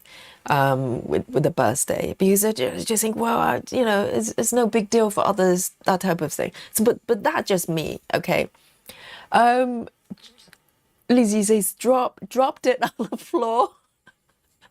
No, let's see anything else. And Joy says you didn't throw the cake in her face, did you? Sarah, Sarah, Sarah. Grace says you quit your job. Okay, Sarah. Sarah. Clara says you cried. Sarah. Okay, let me highlight this one. Okay. This is what I did. I told you, I'm not proud. I'm not proud.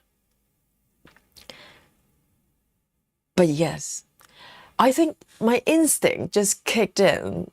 I didn't know what to do. I was so shocked. I was really shocked. Not just the fact they gave me a cake. It was a full-size cake. And this poor lady actually baked it. She probably spent the day before baking this cake. And for me, that was just too much. It was too overwhelming. This is a bunch of people I barely knew. And yes, I did, Sarah. I turned to them. I said, this is not my birthday. I don't know why I said that, because they probably had it on the system anyway. But it wasn't coming from managers. So I think this lady just noted down my birthday and decided to give me a surprise. And I turned to them. I go, oh, sorry, guys. I still can't believe I did this. Don't judge me, guys, okay? I regret that I did that. I turn to them and go, oh, I'm so sorry. This is actually not my birthday. I probably made up another date. I don't know. I just wanted to escape. And I go, it's not my birthday. So there was a kind of awkward silence and people laughing there. And someone probably cracked a joke and go, hey, at least we have cake to eat or something like that. But by that point, it was too late. I already said it. I already said that it wasn't my birthday. I think my body just wanted to escape. And previously, some of you said that maybe, Yogi, you run away. I wanted to, but I didn't have the courage to run away. So I had to mentally escape from the situation. So I said, it's actually not my birthday. And they were being really good about it, to be honest. The rest, I can't remember. I think we just ate the cake anyway. But, and I think the lady probably asked me, so which date is your birthday?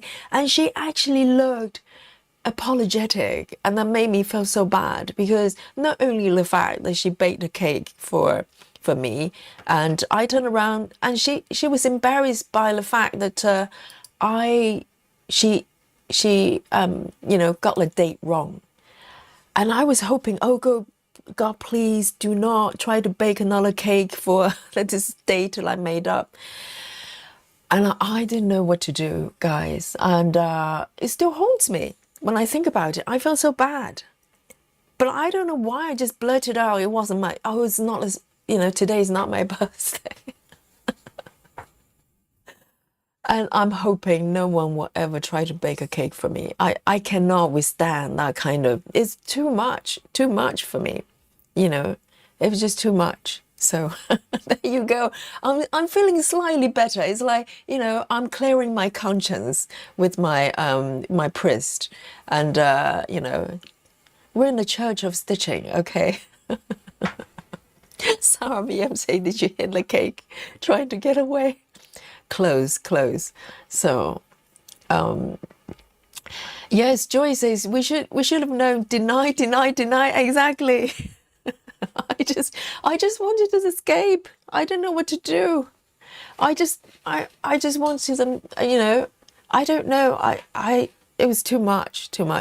If that was from people I knew and felt very comfortable with, then I would have been so moved. But it was work, first of all, and I didn't know many of them. I knew some of their names, and we worked together for a few weeks, but at that point, and I just felt like, you know, yes, it was just too much, too much. Clara says maybe she was in charge of making cakes for employees who have a birthday. Exactly, that was what it is. So this lady is basically taking upon herself, and she loves making cakes because she very often come in with baked cakes and biscuits and whatever and share with people. So she loved baking. So I think she just extended that towards just baking everybody a birthday cake for their birthday. But I think it's perfectly fine if you love baking and, you know, bring cakes and stuff as a treat for people. But I think it's just, you know, to bake a cake for someone means so much that I could not bear it. It was just too much. It was too much. Yes, Grace Huston says, I will feel like running away. I'm glad you felt that as well. But Sarah, you're spot on. So Sarah knows me. And oh, we've got some Russian here, but I cannot read it, unfortunately. Anybody can translate it. There's no translation on the fly here.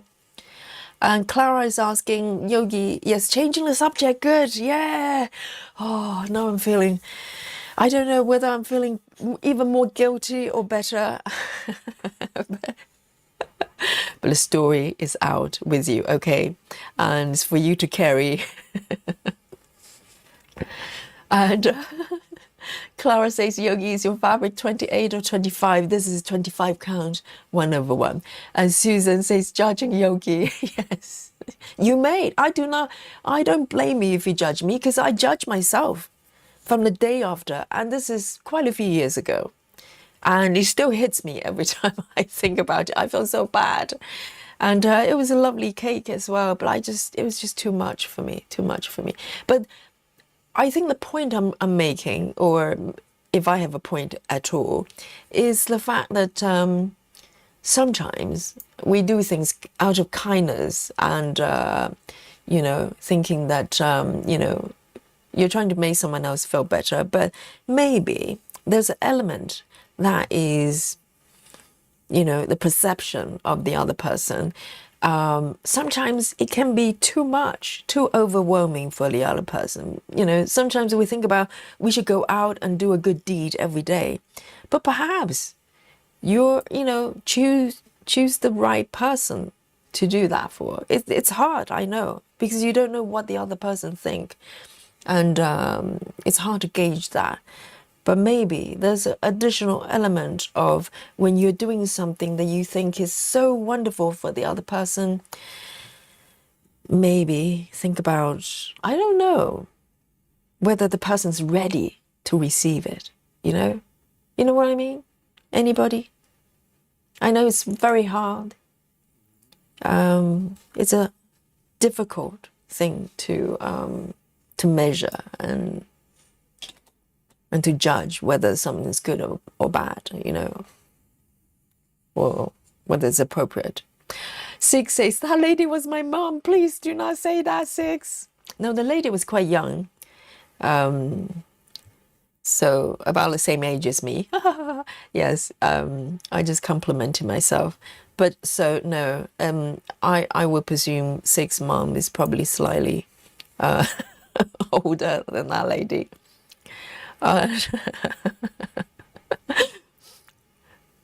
Yes, if that was your mom, if Six has got a very young mom, then please, you know, pass on my sincere apologies.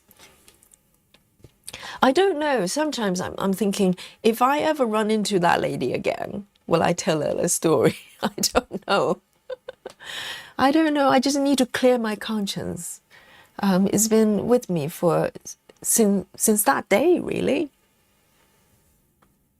And I didn't know how to fix it.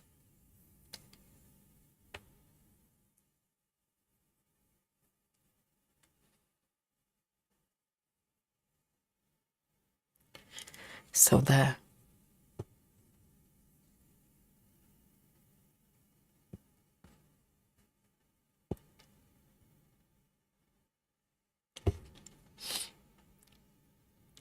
Lizzie says, I don't celebrate birthdays, so it would have been super awkward for me to receive that. Yes, because I think, birthday for me is a very kind of private thing.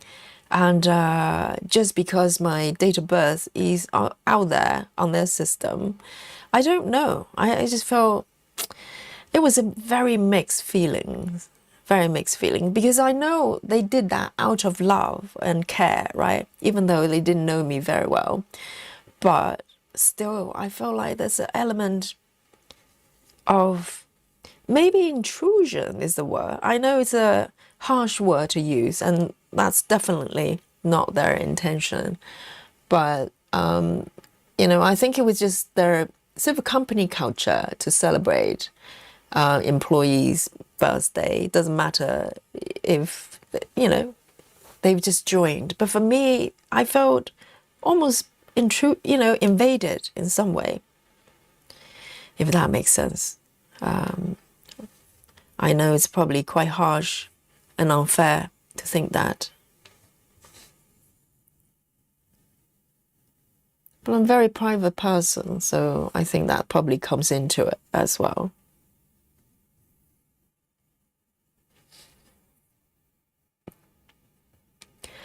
Loves to Stitch says, my office used to do the same, but we made sure to ask each person if they wanted to participate. Yes, I think that would be nice. That would be nice. But I think they wanted to make it a surprise as well. So I was totally unprepared for that. Yes, it's quite a lot. Quite a lot. Quite overwhelming for me.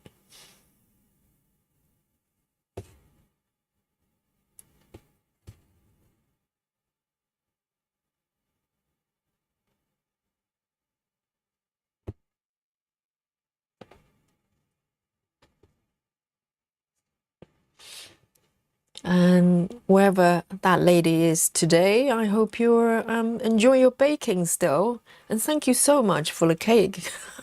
We ate it, we ate the cake. But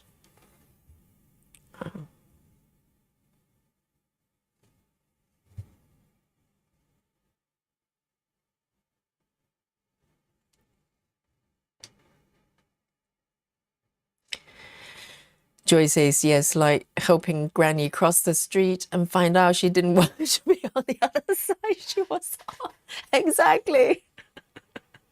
Or maybe, the granny is actually really fit. She's like going, I can run across the street faster than you. What are you doing? Or someone goes, misjudging someone being pregnant, right? Like, please sit down here. Baby comes first. And the lady's like going, I'm not pregnant. That kind of a situation. You can't win. I know, you can't win. That happens a lot on London Underground, actually, because sometimes you see people who are really just really nice, guys, and looking at a lady and go, "Hey, sit down. Would you like to sit down?" And the lady is like going, "Why do I need to sit down?" And the ladies probably carry a few more pounds, and then instantly embarrassment. I know. It's a tough one, isn't it? It's a tough one.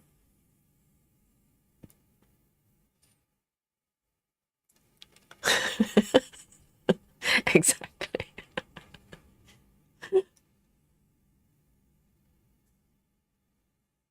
Six, no harm done.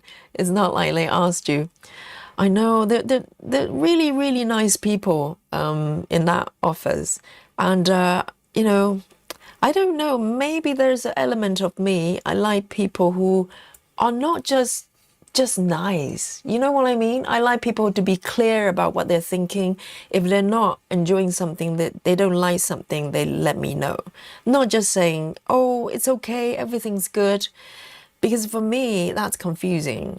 I like people who kind of just being very honest and clear about things, even if they they don't like something, because then I know and I can change it or make modifications. If people just blindly say, hey, it's okay, no problem, everything's good, then I have no idea.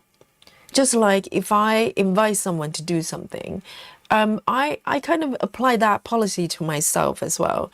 If I'm invited to do something I don't want to do, then I'll say no. I'll say no. Definitely. It's a conscious decision, because I would like other people to do the same. If I invite other people to a party, to a dinner, if they don't want to do it, I want them to tell me. I don't want them to feel obliged to do it, because imagine if we just do things in order not to offend people, all interactions would be fake, wouldn't it? If you push it to kind of, the extreme level, because the interaction is supposed to be genuine and we really, really want to do. If you do it out of obligation and out of a sense of not wanting the other person to feel bad, then the other person wouldn't know that's what you think. They're thinking that you really love it and enjoy it. So essentially, it renders an interaction to be not genuine. So I don't want that. So, sometimes, yes, you do run a risk of offending people. For instance, I'm not a big party person, not anymore. I've had partied enough to last 3 lifetimes. So I like to have my own time and do things with people that I, want to spend time with. So a lot of social things I do turn down, and I have no problem with that. And also, I know I'm being totally honest with them. I'm not pretending to want to do something and then, feeling resentful. So, and I want other people to do the same for me, you know. Susan says, the moral of the story, no birthday cake for Yogi. Yes, no cake for Yogi. I will not blame you, okay? I deserve everything. 945. I just think, human interaction has to be genuine. Otherwise, there's no meaning to it. If we just do things out of courtesy and out of, not wanting to offend someone else, our life is going to full of interactions that's not worthwhile, and that happens a lot with friends and family, that kind of stuff. 945. And I want to live my life in a way that I can look at myself and knowing that everything I do is out of genuine, sort of because I want to, not because it feels like I have to.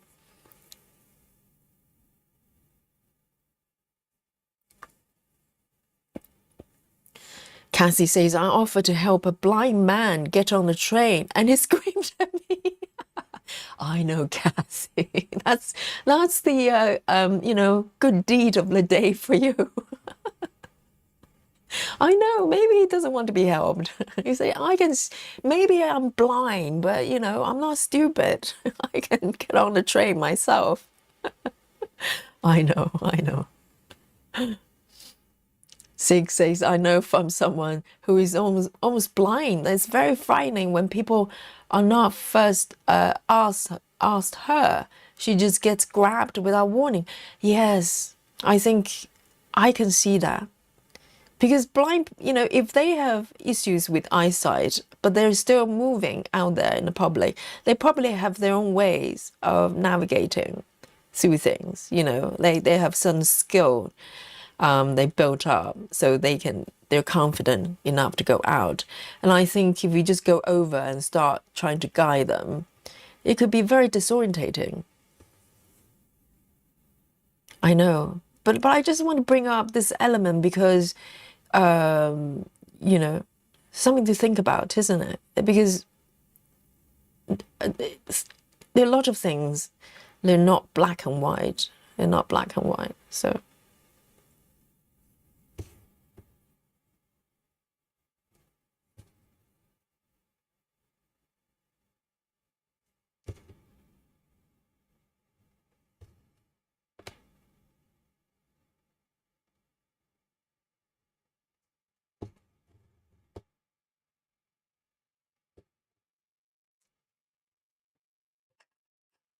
945, just these ones.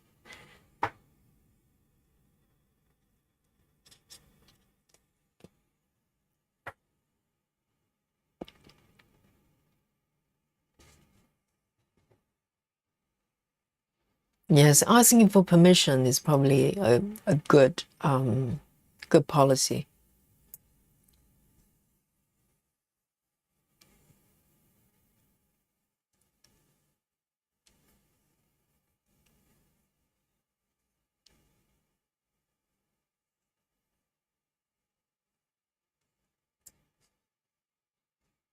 Yes, but Cassie, your intention is, is wonderful. A lot of people don't stop and look at other people, We just move on, move forward, and focus on ourselves. 89819.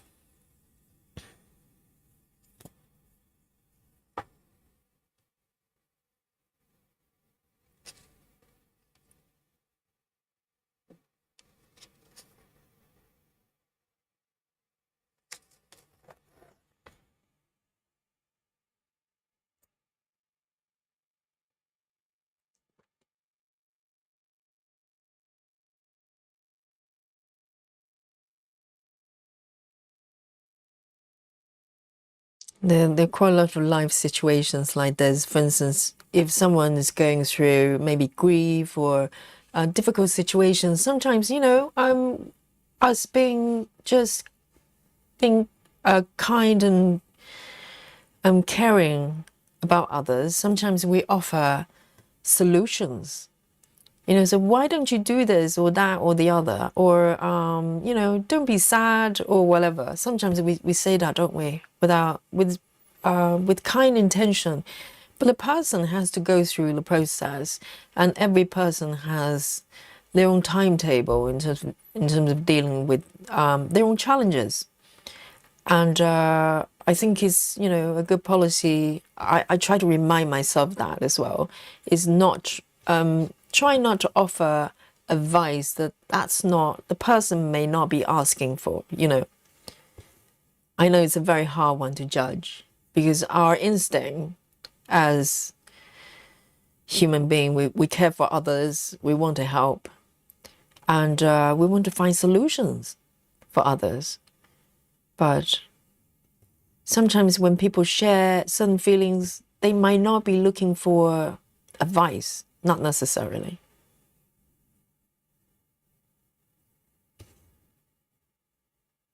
It's a tough one.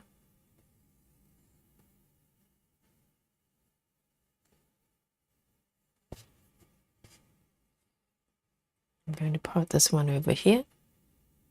1, 2.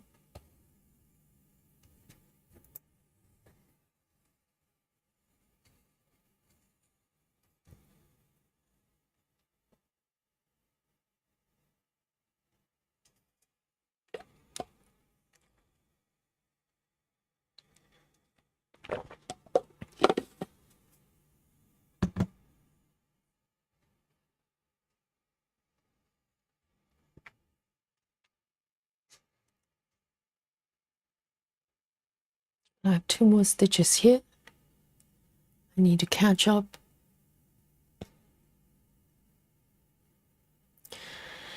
Three 01.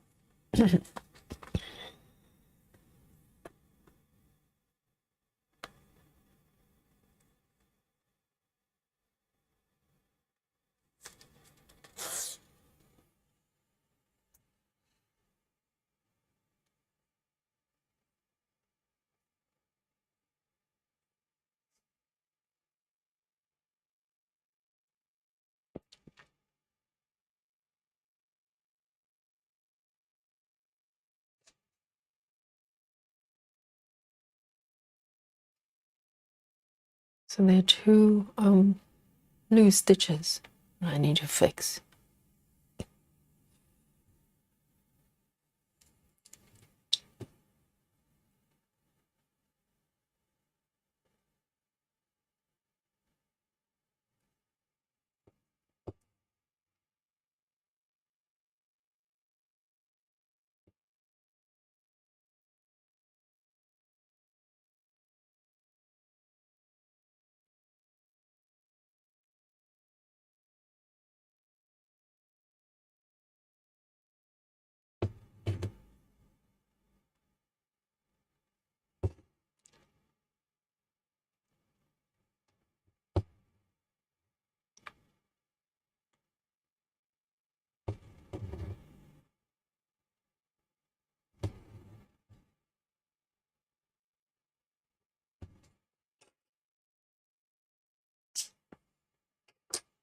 301.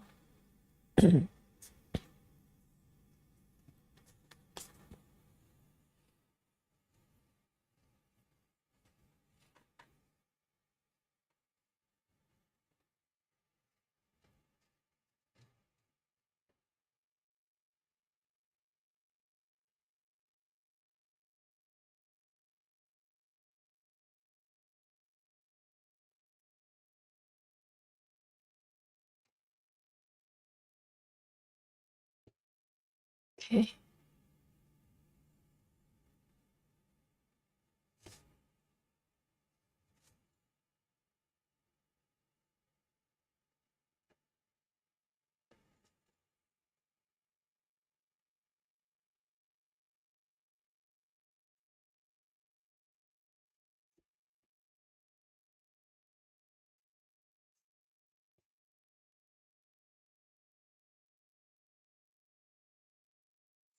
So this Thursday is going to be the last session for Christmas stitching for me. And after that, I'll park that project until next year.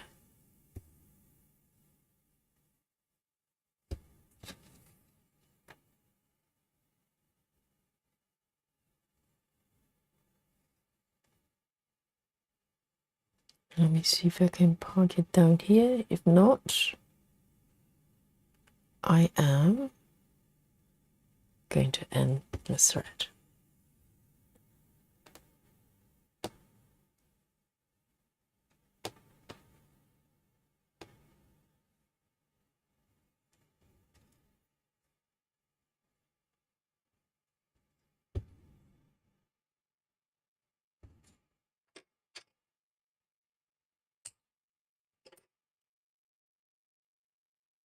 Three, 371.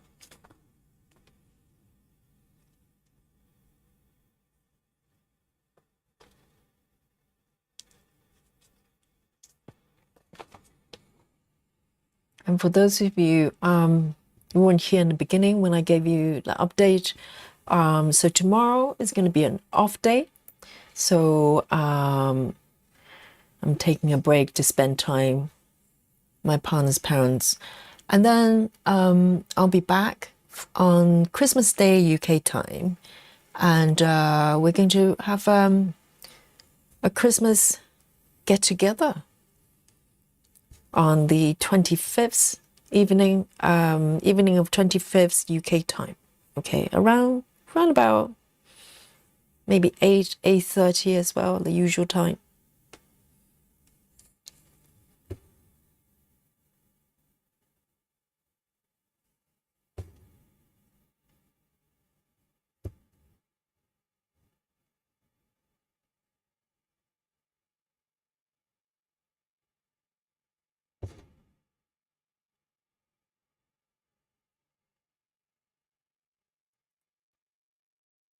Oh, Joyce has done 1,000. Joyce, have you added like one extra digit?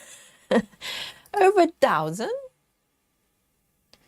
It's 1111 stitches today for Joyce. Oh well, that's a perfect time to take a nap. Well done, Joyce. That is a fantastic number.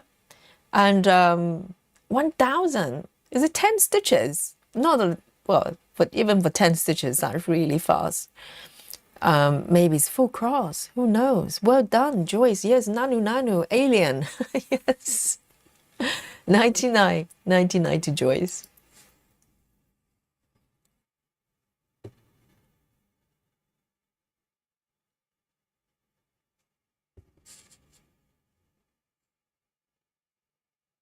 I know Joyce sometimes goes rogue and starts stitching really fast.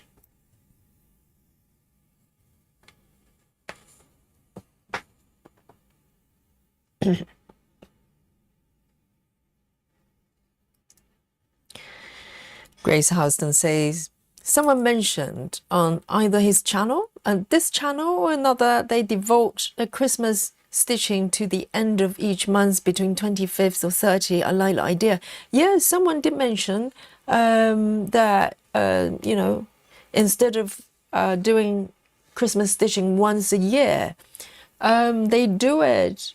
Yes, I think 25th of every month or something like that, every month, and do it throughout the year as well. Yes, that's one choice. That's one choice. Definitely.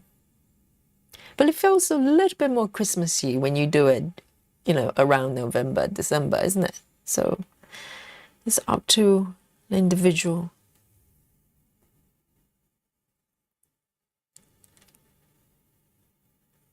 One, two, three, four. Let's have a look. What's going on here? There's a lot going on here. A lot of part threads.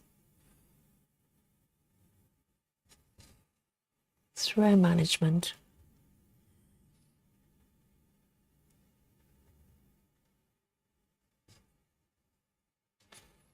So we've got 2 here. 1, 2, 3, 4. Okay.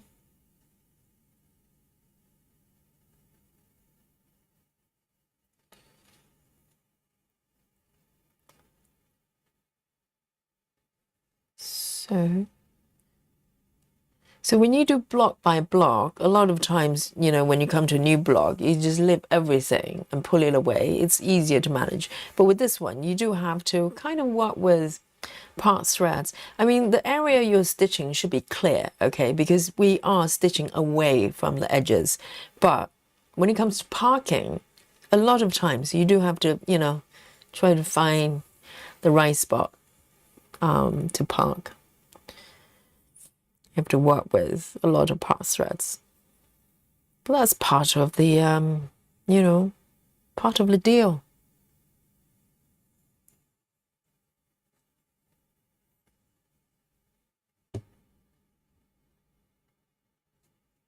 Six says, mine is 204 tent. I'm probably chatting too much. Yes, that's my excuse as well. You know, I'm chatting with you. So normally I'm probably so fast. Maybe normally I can stitch 1,000 per 3 hours. Okay. But hey, you know, we're chatting. So it slows down a little bit. That's the story I'm sticking to. Okay.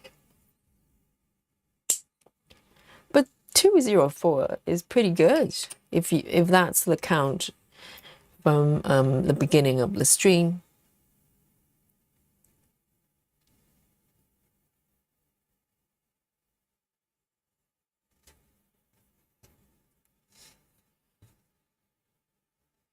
And the thing is, 6, you're probably right, because for me, I can just talk, okay?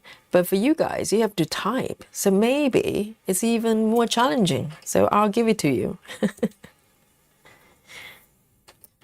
But the thing is, majority of you are still stitching a lot faster than me. So how does that work, hey?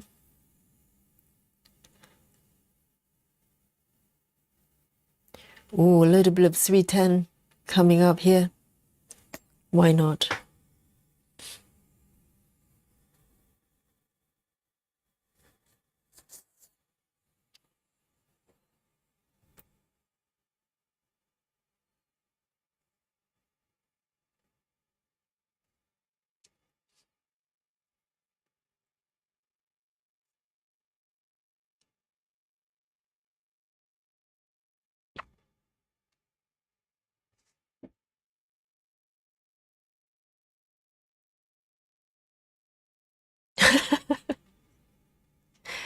Yes, 6. Any excuse, you know, I can latch on. I will do.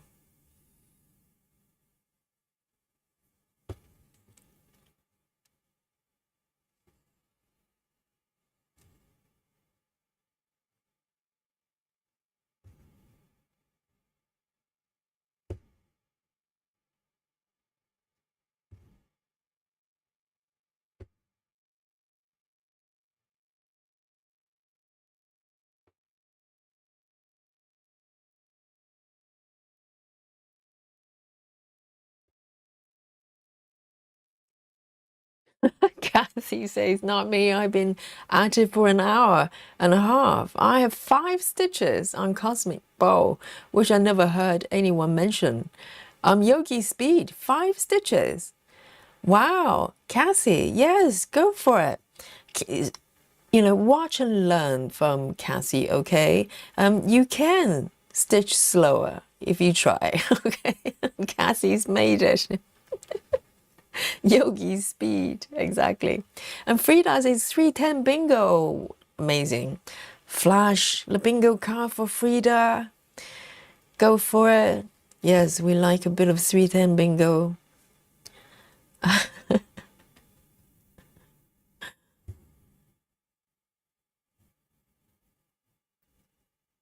Oh, not 5 stitches, 59. 59, yes, that's Yogi speed for sure. That's probably my stitch count as well.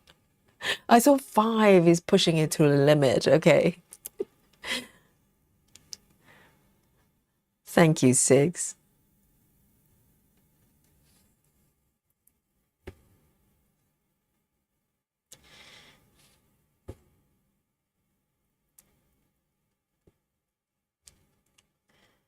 Yes, we like a bit of spooky bingo here.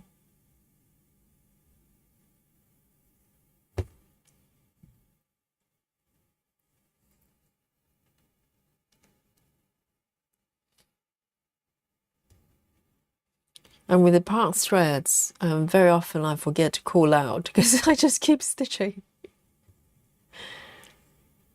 So we probably would have had more spooky bingo.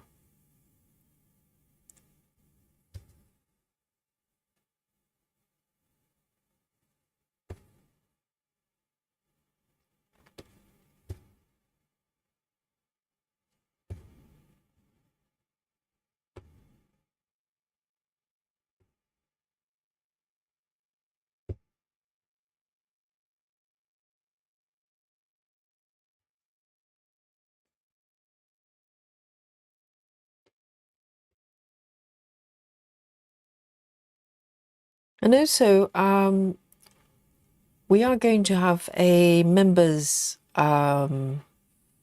get together. I mentioned this before. I think it's going to be 27th, so this coming Saturday.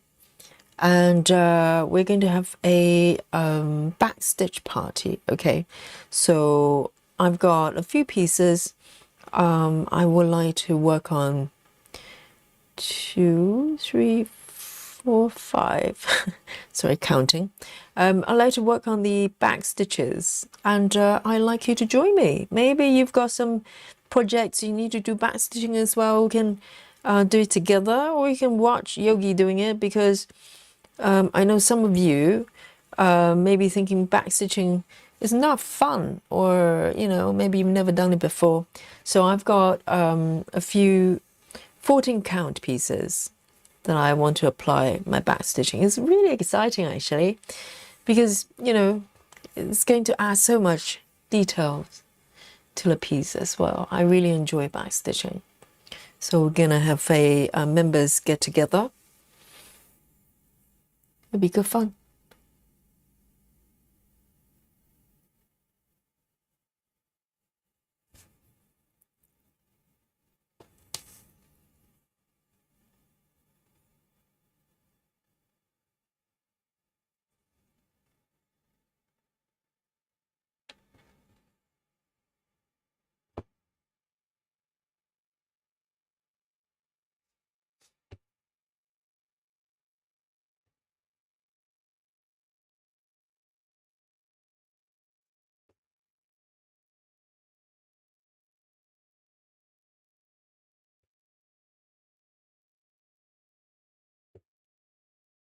I think I'll manage a little bit more than 60 stitches today.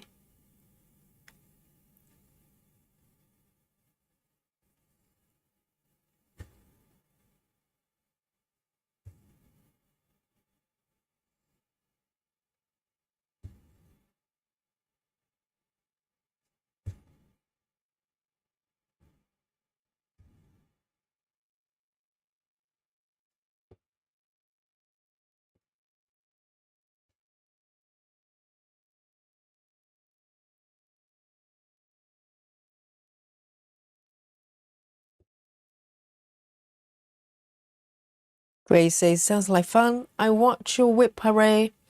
Very beautiful piece you have going. Thank you so much, Grace.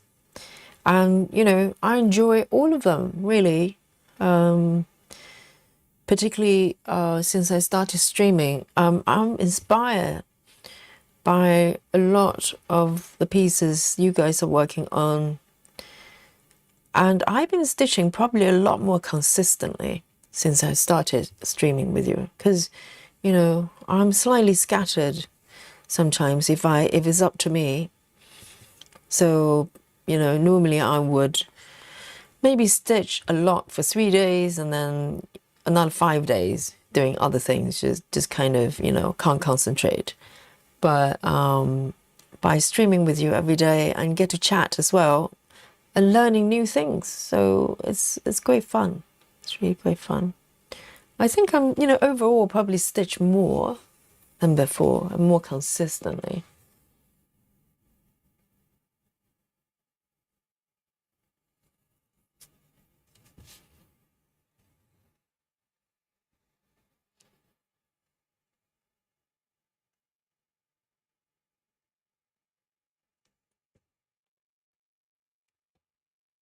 I haven't done back stitching for a little while.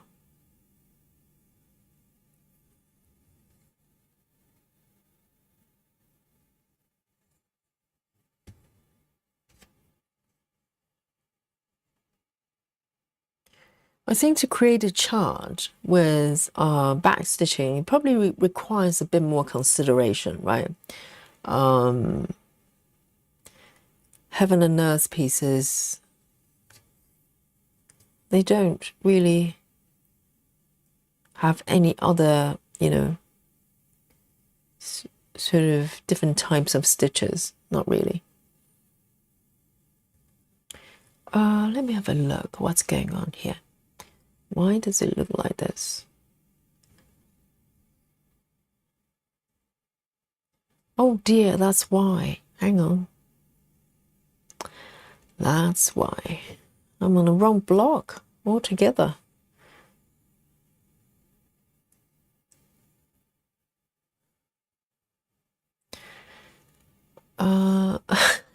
It's a wrong block.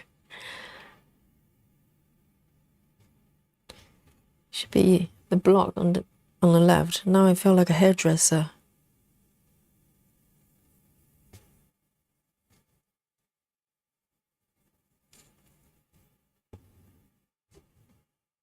Six says, I hope I'll learn the joy of back stitching, see you do it. I think you will, definitely, because, you know, I really like back stitching because you know you're gonna be adding a lot of details. That's really, really sweet. Oh, but Six, didn't you do one? Didn't you just complete a piece with back stitching as well, right? So you know the joy of it.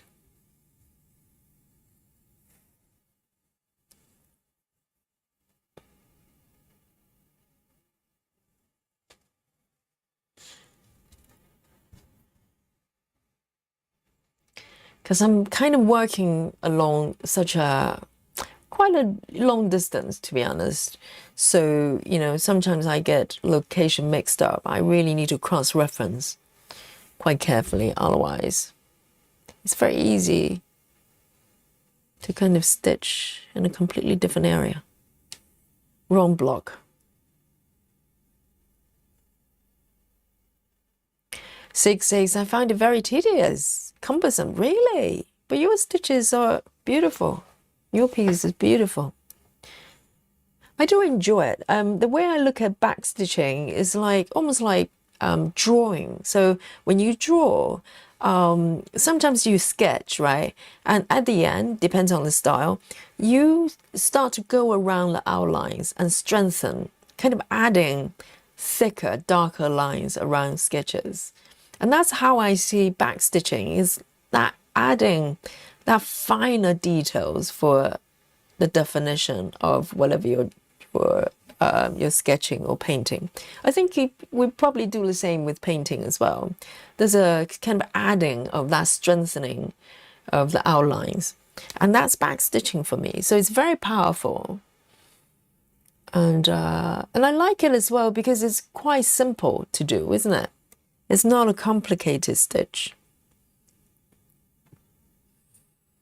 I think the challenge for back stitching is more of tracing around the object in a way that does not distort the shape of what you're stitching. I mean, most of the charts come with guidance on where exactly to stitch, down to single stitches. So it's not totally random, but I have done back stitching for cross stitching pieces as well. That's probably more tricky because you don't really have a clear, it's up for interpretation to an extent. So I see sort of back stitching is that final, cherry on the cake. You just, finishing off the piece. 6 says boring.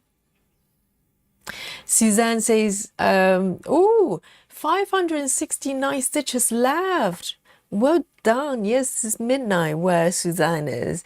Have a lovely break. Well done. So 500, you can definitely finish it tomorrow, right? Suzanne, yes. Oh, we don't have stream tomorrow. We'd love to have a live celebration, but hopefully I'll catch you on the Christmas stream on 25th and we'll celebrate. Yes, absolutely. That's the final bit of Suzanne's piece. So night-night, Suzanne. Night-night, Alex. Sweet dreams.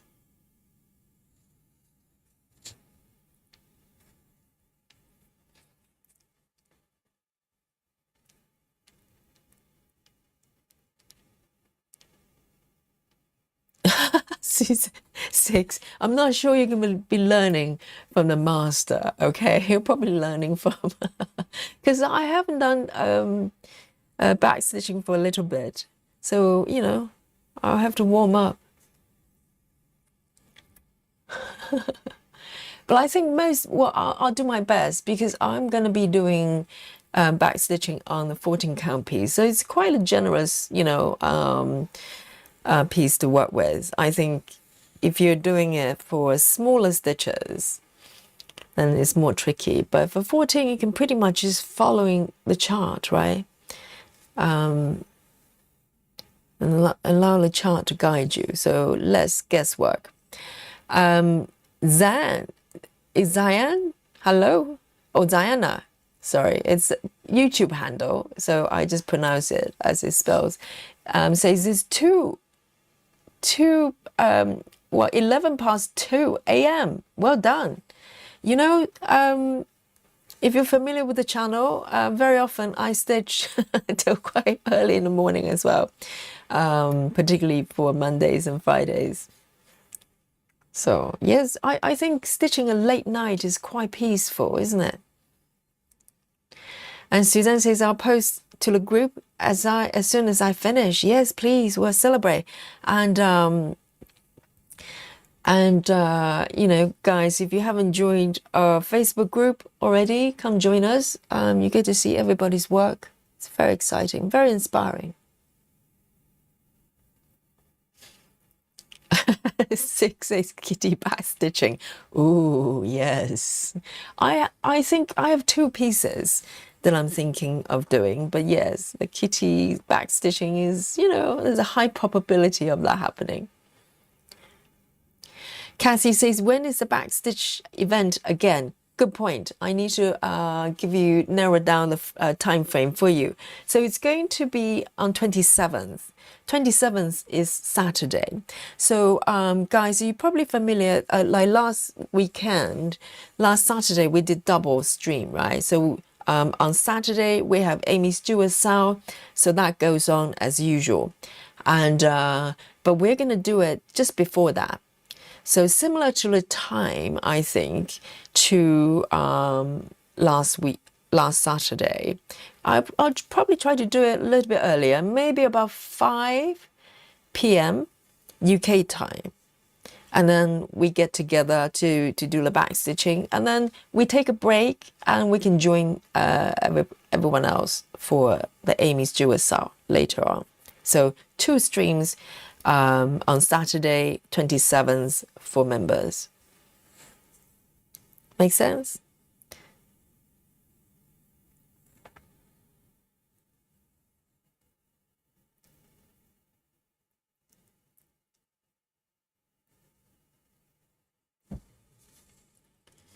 So with this one, okay, see, I picked the wrong one again.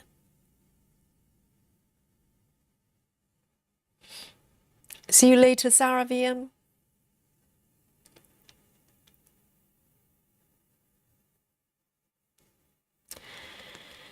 Diana says, I love seeing Stitch with me. For me, this year was not much cross-stitching, but diamond painting. I did 3 diamond paintings, start from May and start in diamond painting until the end of this year. Well, that's fair enough. I think there's a lot of crossover with diamond painting as well. Some stitchers here do diamond painting. I personally never done it. I'm just too afraid to fall into another rabbit hole. I have limited time as it is, so I don't want to discover another hobby I enjoy. But I can see like there's kind of similarity, right? You're doing 1 pixel at a time and start slowly building the picture. So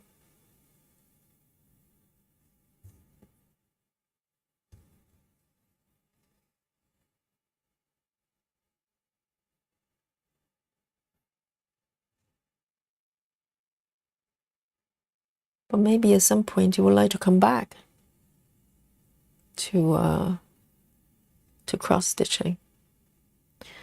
1, 2, 3, 4.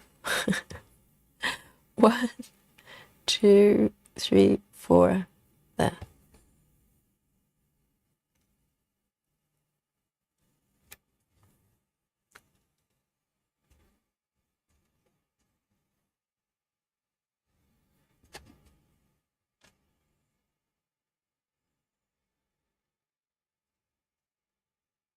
One, two, three.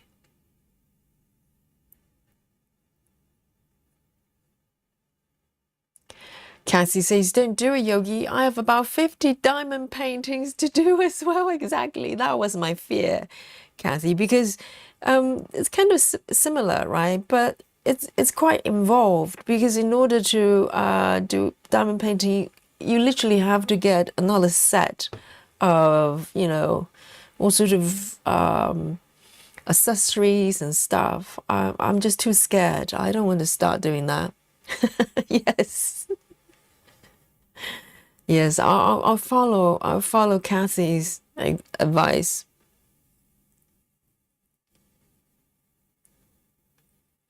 Because prior to cross stitching this much, 1, 2, I was doing all sorts of things. I was a knitter most of the time, and doing crocheting, that kind of stuff, and also I was just dabbling, you know, with all sorts of things, and I just love making things.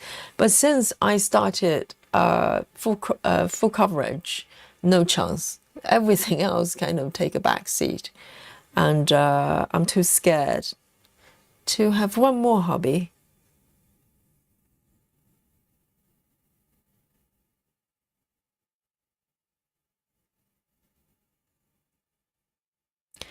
Hey Travis, good to see you. Our Pokemon Stitcher, and soon to be amazing Animal Kingdom Stitcher, right? See, I'm keeping track of what everybody's working on.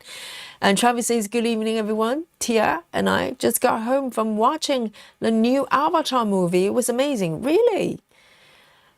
So is it the third one, right? Because there's a first one that was years and years ago. And then there's another one, more recent years.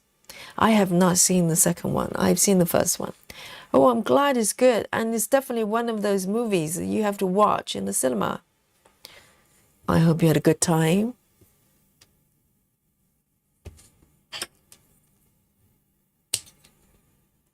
I have not been to a cinema for a long time. It was before COVID, the last time I went.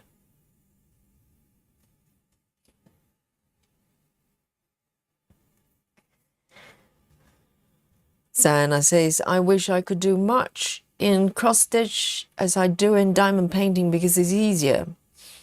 Do you think diamond painting is actually more challenging? I would have thought cross stitching, because there are different sort of stitching methods involved. I would have thought it's probably more challenging to do. I don't know.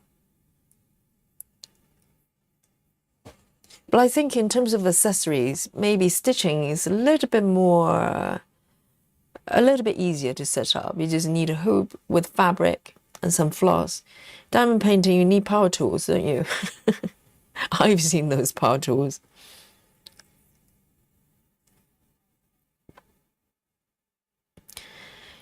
And Zana, now you found the channel, right? You should come back to cross stitching. You can do both. I'm sure you can manage.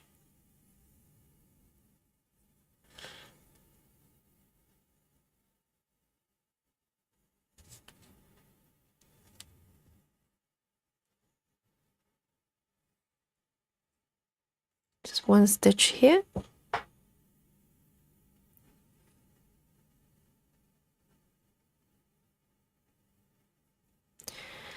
And Zana says, I told myself it's okay because I do diamond painting of paintings. Oh, I couldn't do in cross stitching because it's very confetti. And of course, everyone knows Josephine wore patterns is confetti.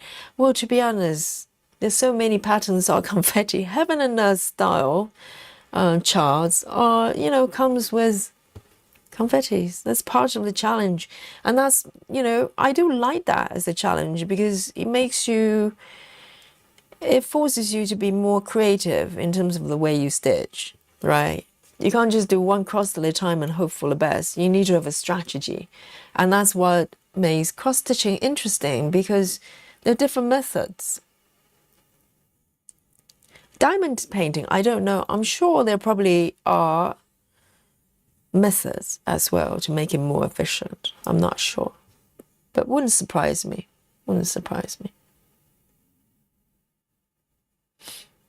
Travis says it was the third installment. It was our first date night since having Marek. My mum watched Marek for us. Yes, I was about to ask who was looking after Marek. That's wonderful. Yes, you need to have date night, okay? You need to put yourself first sometimes, and not just focus on the babies. It's important, of course, focus on them, but you cannot neglect yourself. Because if you're doing well, balanced and happy, they're happier as well.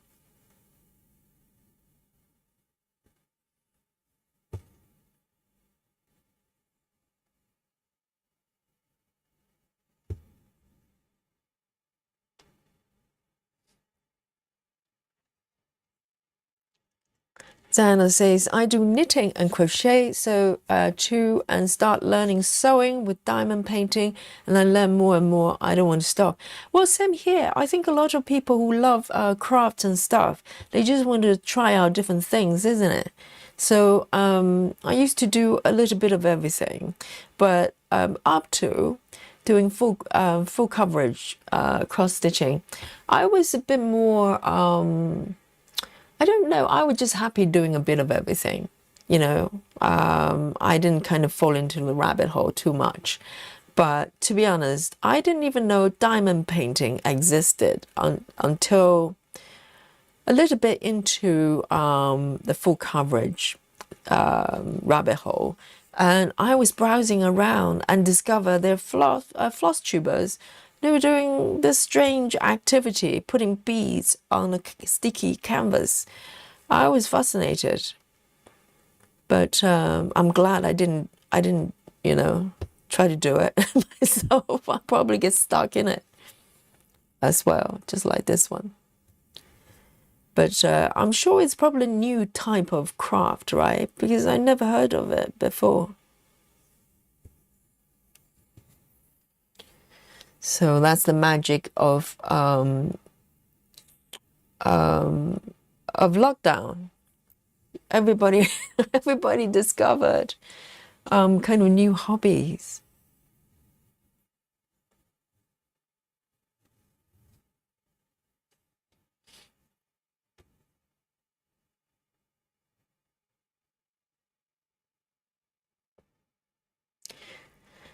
Travis says, I think you can get through a diamond painting faster, but I find cross-stitching easier for my wrist. I can stitch for hours and I can only diamond paint for about an hour. So Travis does but diamond painting as well. I know Travis is very keen on jigsaw puzzle as well, which I used to love as well. I just haven't done for ages. But I genuinely love fabric and I love threads and that kind of stuff. So cross stitching is probably more my thing. Even though, I can see the attraction of diamond painting as well. But I just love working with fabric, with material.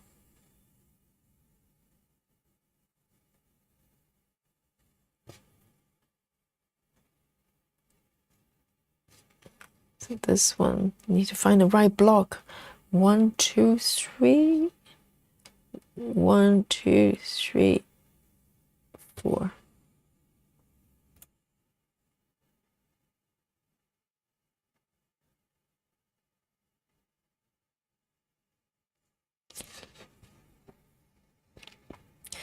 Cassie says, doesn't diamond painting hurt your finger? I had trouble with that. Now I'm dealing with pain on my left finger's thumb from cross stitching. Oh, really? I don't know about diamond painting, but stitching shouldn't hurt you. I wonder if it's because we're not applying too much pressure doing it. Maybe it's a posture, I wonder, Cassie. It's worth kind of readjust your setting so your body is in a very comfortable and neutral position.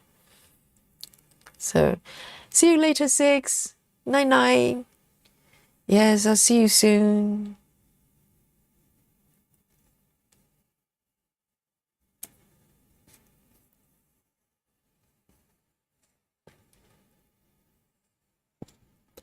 And Zana says diamond painting will be difficult if it's big cross stitch. It's more. Oh, it's smaller. Well, it depends. It depends on what kind of project you're doing. Yes, diamond painting is probably because the beads are they all same size? Are they different size beads? If they're all the same sizes, then they tend to be probably much larger. Yes, you're quite right. Cross stitching, you can do a little one, right? Maybe not mini heaven and earth, because mini is not mini when it comes to heaven and earth patterns.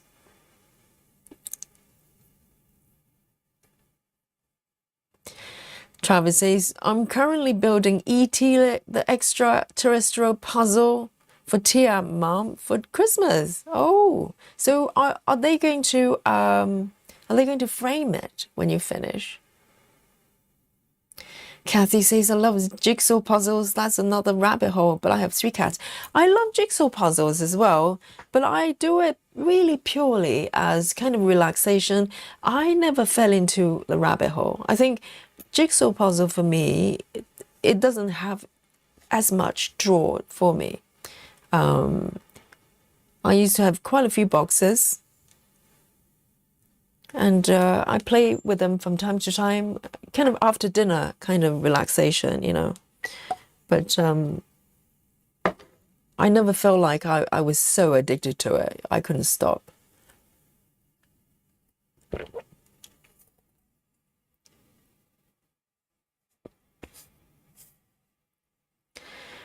Grace Houston says, I'm also seeing some physical issues from cross-stitching. Sitting too much causes leg weakness and shoulder issues as well. I'm falling apart.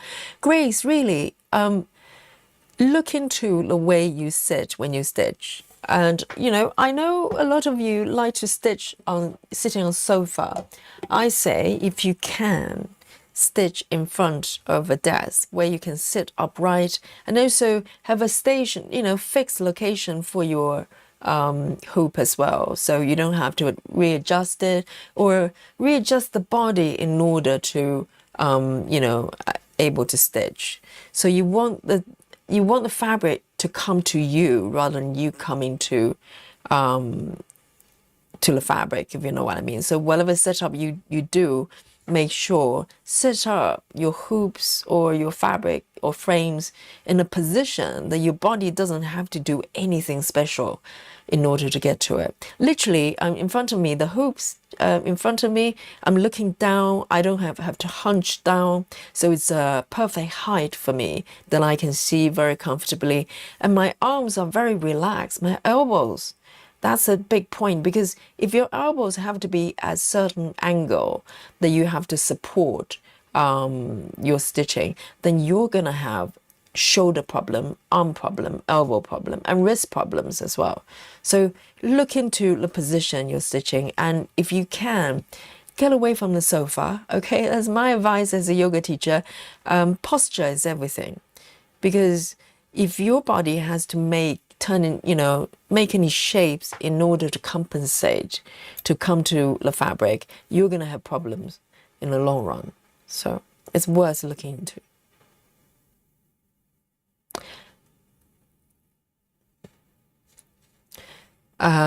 Travis says, I'm going to get a frame. Yes, do so.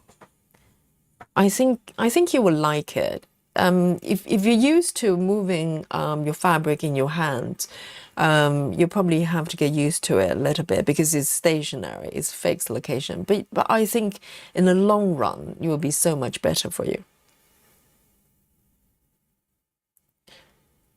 And also, moving the body as well from time to time. So, I do sit down and stitch quite a lot, particularly if I'm stitching with you. But then again, I move a lot. I move around quite a lot. I'm quite active during the day. So, and I practice yoga as well. But, posture plus constant, regular movements is definitely the key to a healthy joints and body and everything else.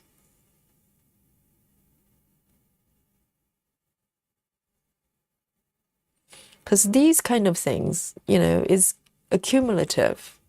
If you do it for 3 days, you don't notice the difference. But if you, do it constantly, after a while, you start to build up issues. And by then, it takes a lot more to fix it. So you want to kind of prevent it before it starts.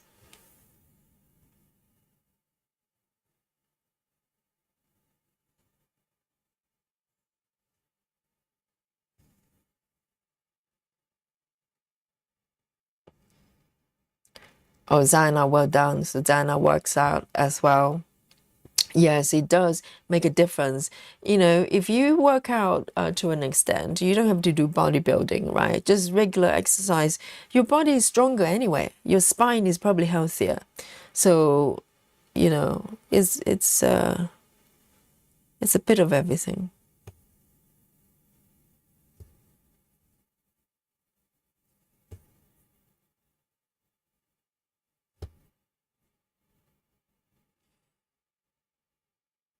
And we stitch for love. You don't want to sacrifice your health, for that.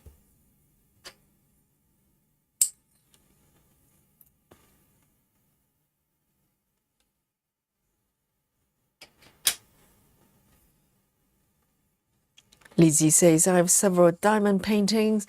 I was doing diamond painting when I asked my mom that if I could diamond paint, could I do cross stitch as well? Yes, I don't know how long has diamond painting been around. I definitely had not ever seen it ever prior to COVID. Probably around, I probably discovered it around, I don't know, late 2022 or sometime 2023, when I was browsing a lot of floss tubing channels. And yes, I came across this strange craft never seen before.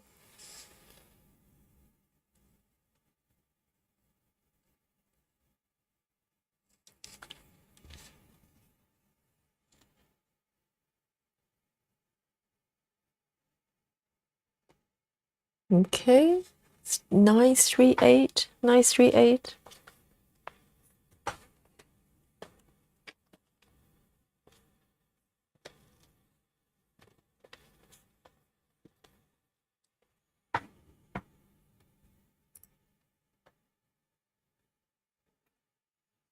Grace says, thank you, Yogi. Yes, I sit on my couch with a floor stand. I'll see about making some adjustments. Yes, definitely. I think you will notice difference.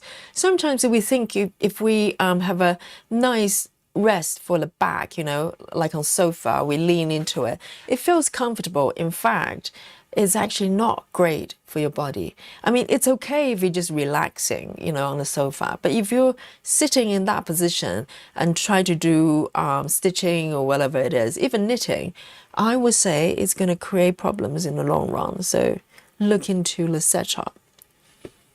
And, you know, even though I'm sitting upright, it's very comfortable. My back is not attached to the backrest. You know, my spine is nice and long as I'm sitting up. Oh, this is not the right spot. It's over here.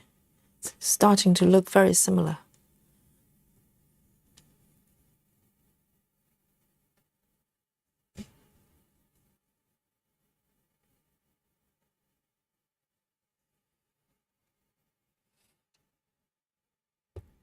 Rachel Morton says, yes, I do my cardio workout.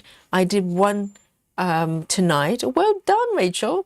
And she says, I also run, but I'm recovering from a knee replacement, so I can't run again until April. Yes, take your time. There are a lot of activities that don't have to put any impact on your knees or, you know, on the body. Of course, I'm biased, but I think yoga would be a very good one. But any form of exercise that you enjoy, right?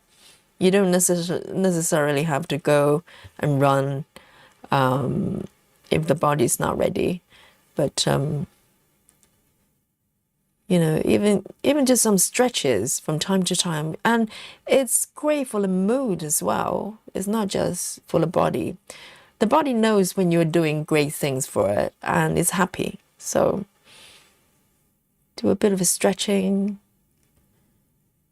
side bend, forward bend, back bend, handstand. No, maybe not handstand.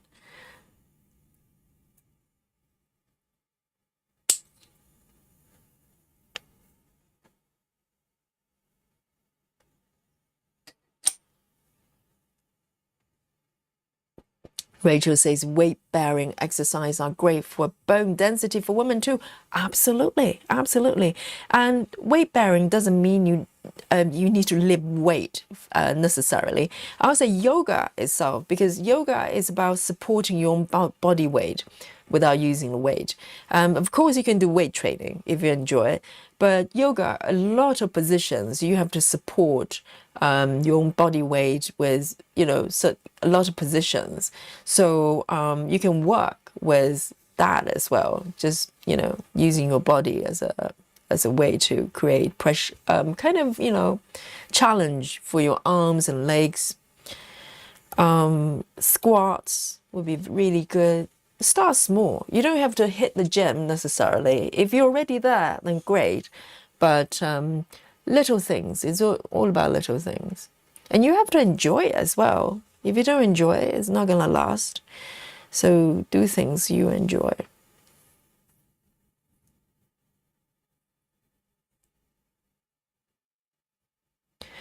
Lizzie says, I cross stitch in bed. There are only 2 places I can cross stitch, or due to my muscular chronic pain, the bed is more comfortable. I feel better with my body, all on the same level.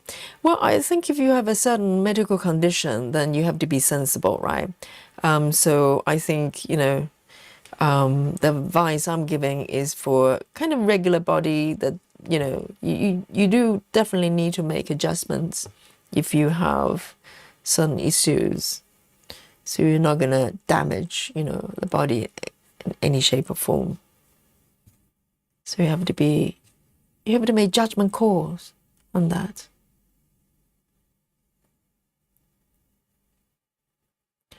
But the thing is, our body is, you know, it's pretty amazing, because I remember I had years of partying when I was back in those days, and I did a lot of damage to my body, for sure.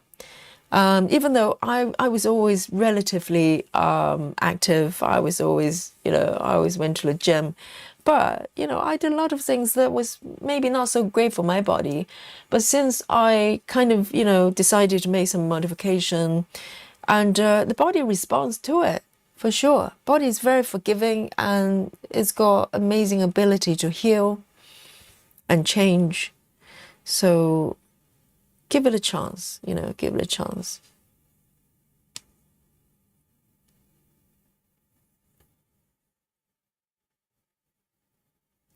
Hey, Lynn, welcome. Lynn says, hi, Yogi, are you okay? I'm okay. Are you? Are you stitching? And Sharon has joined us as well, says, hi, everyone, hope everybody's well. I worked on some crochet last evening, just wanted something different for a change. Yes. I used to do that a lot as well. I still have a blanket I need to finish. It's been sitting there for, oh, I'm trying to think, maybe nearly 2 years. It's time to finish it.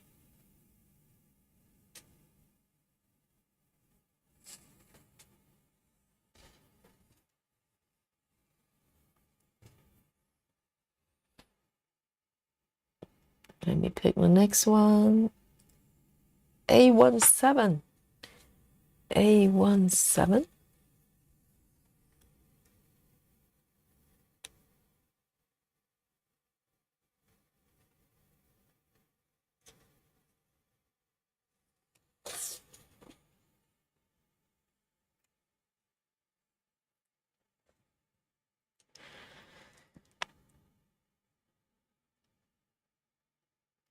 Zana says, I do diamond painting gift for my friend for her birthday, and it start from there.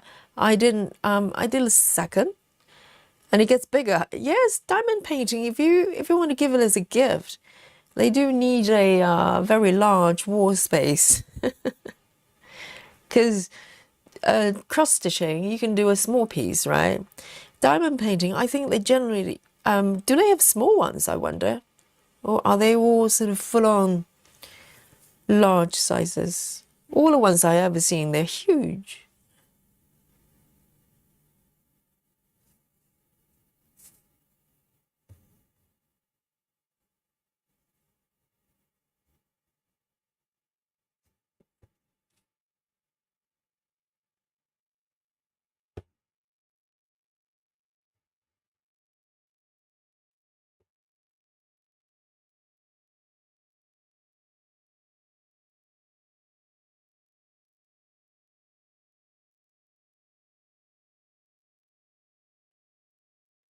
Patty says, 2 years is nothing. I have a crochet blanket I've been working on for 15, maybe more years.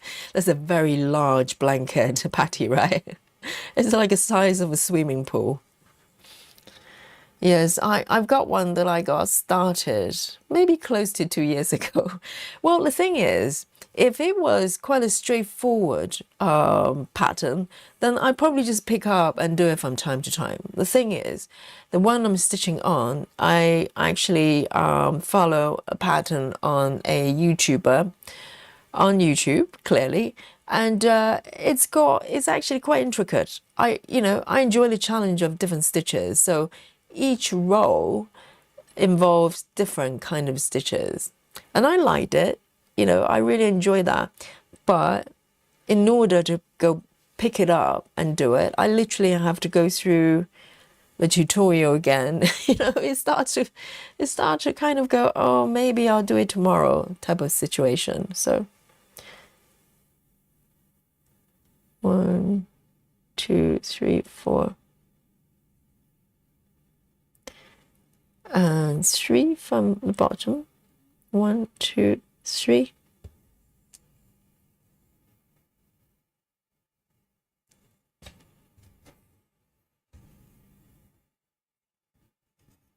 See you later, Lizzie.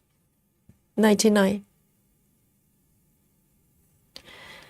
Lynn says, Yogi, I stitch with my 2 guinea pigs, one on each shoulder. One on each shoulder. That sounds lovely. They're like 2 dogs, very tame. Oh, wow, guinea pigs. They rest on your shoulders. I can just picture it. That's one really nice YouTube video that you need to make there with your guinea pigs on your shoulders as you're stitching. That's hilarious. I like guinea pigs, but maybe Lynn can share some lights there. What's the lifespan of regular guinea pigs?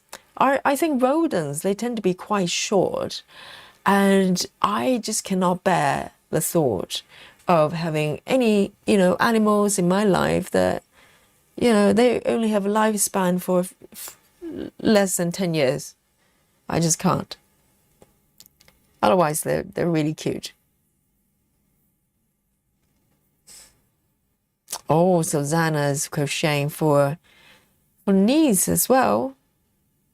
That's nice because it's more doable. I think with cross stitching, if I would never ever promise to give my finished cross stitch pieces to anybody because they'd be waiting there forever. And so. Oh, let me have a look at this one. That looks a little bit tricky. Yeah, so it's a promise that I cannot keep, really, pretty much, on the deadlines. It's going to be so far away.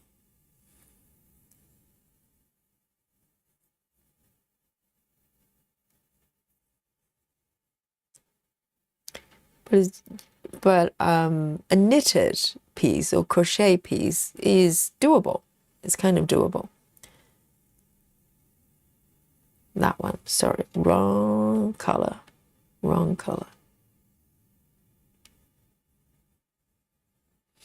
Hello, Maddie.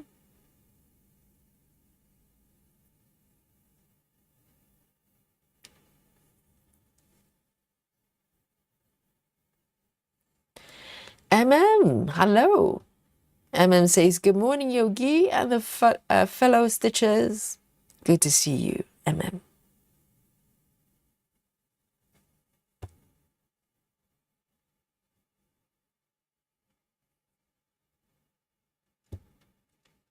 Yes, diamond painting is huge, isn't it? So if you want to gift it to someone, you need to check that they actually have the wall space. Otherwise, it's going to end up in the spare room, in the storage room.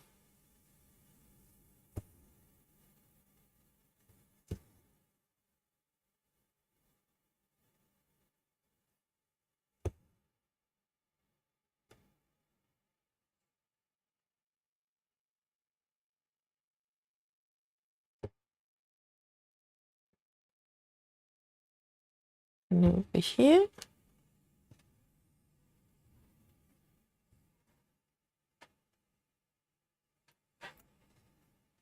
Lona, Well done. I hope it went well in physical therapy. And now you're ready for some handstand with Yogi. I'm sure Lona is ready.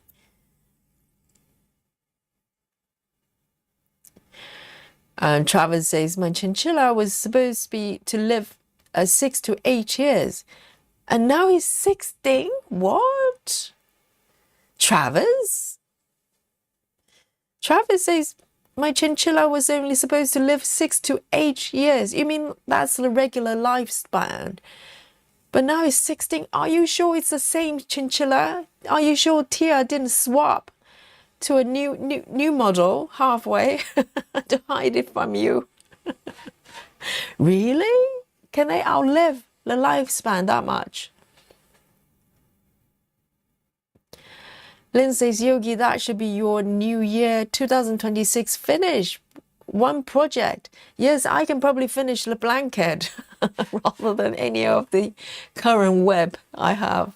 Yes, very good point, Lynn. At least that one is more doable.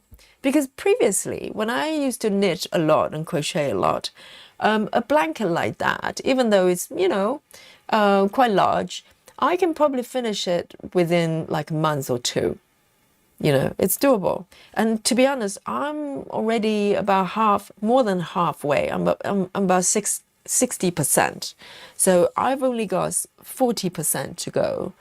And if I actually find time to work on it, I could, It's just, a lot of times I just want to sit down and stitch. And it's just the thought of having to dig out the tutorial and learn all the stitches row by row. I kind of, sometimes I don't have the brain capacity for that. Maybe I should have chosen a simpler pattern.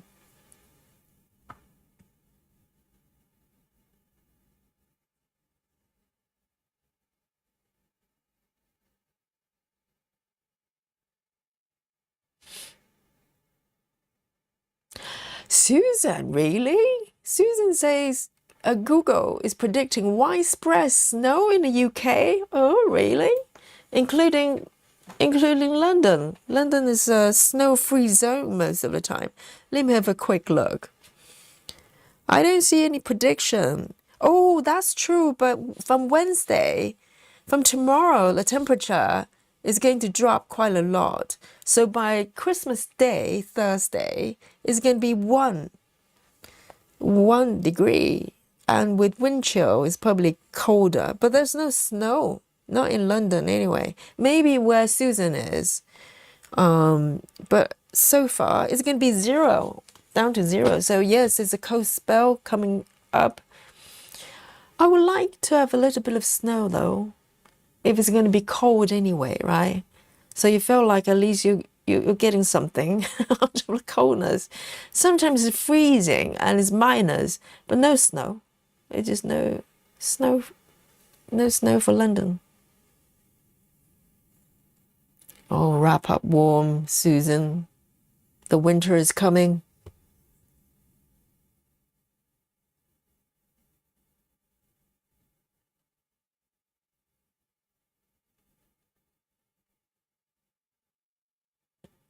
One, two, three, four, five.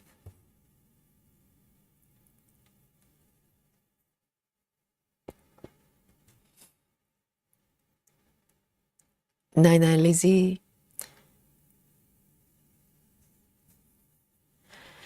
Travis says if they're happy in their environment, they can live up to 20 years. So the lifespan of 4 to 5, 5 to 6 is them in the wild. So chinchilla, are they, I don't know what kind of environment they're living in. Because I kind of browse, Google a lifespan of hamsters and stuff like that. Yeah, I realize that it's not very long, and I can't really do that.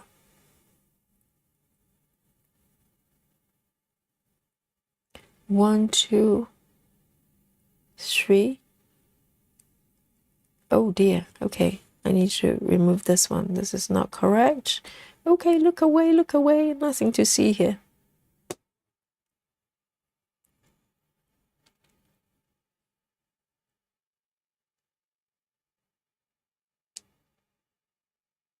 So why wouldn't you give away your cross-stitching projects, Zana? Is it because it's too personal? You just want to keep everything for yourself? For me, it's more like, I don't want them to wait forever. It's just not going to happen. And also, I don't like to work with deadlines.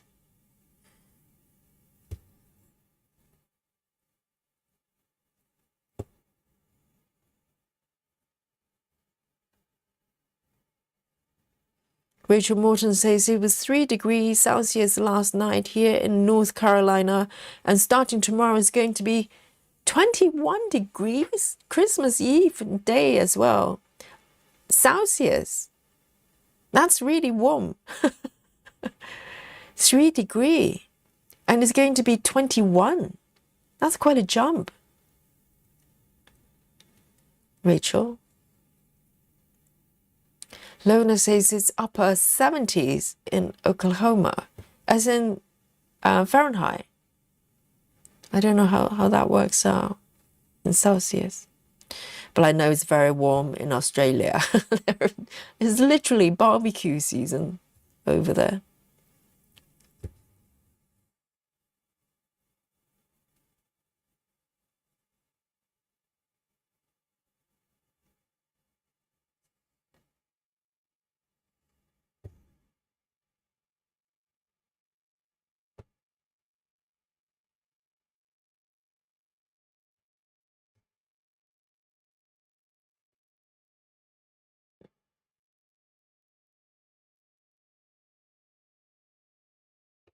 No.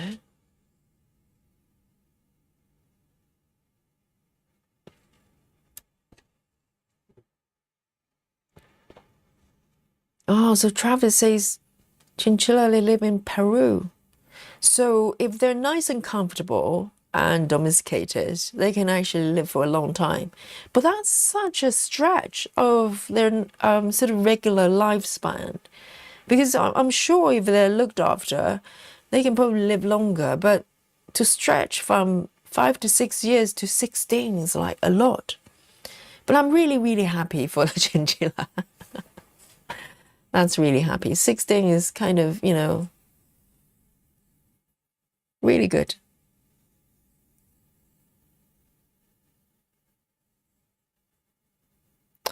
Wow, Chelsea says North Carolina is bipolar in weather. That's quite extreme, isn't it? Rachel says, yes, welcome to North Carolina, 38 Fahrenheit for a high last week, 70 for a high this week. Wow, that's like crazy.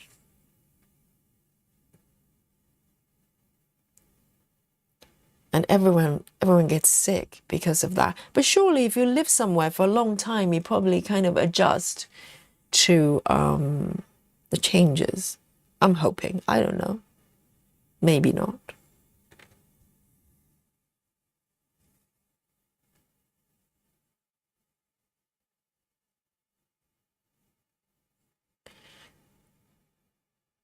Miriam says, hey, hello, just turning in. Perth, Western Australia is going to be hot Christmas Day, except expecting 41 degree. That is insane. Even for summer, that's very, very hot. That's actually uncomfortable, actually. It's probably too hot. Is it humid as well, Miriam? If it's humid, then it's lethal. It's terrible. 400.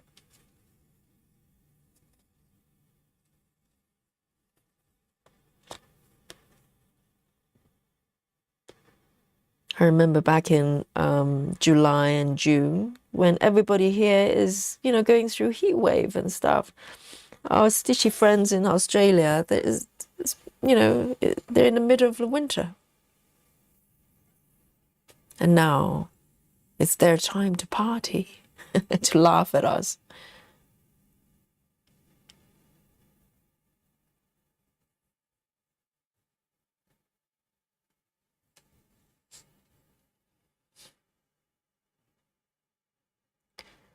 And Chelsea says, then there are days where it's all 4 seasons in one day. Well, London or maybe UK weather can feel like that sometimes as well. It's just so many changes during the day. You know, you go from raining, sunny, cold, hot, but maybe not as extreme as Carolina. So you don't know what to wear really. You go out in the morning in shorts and come back in, I don't know, Arca boots.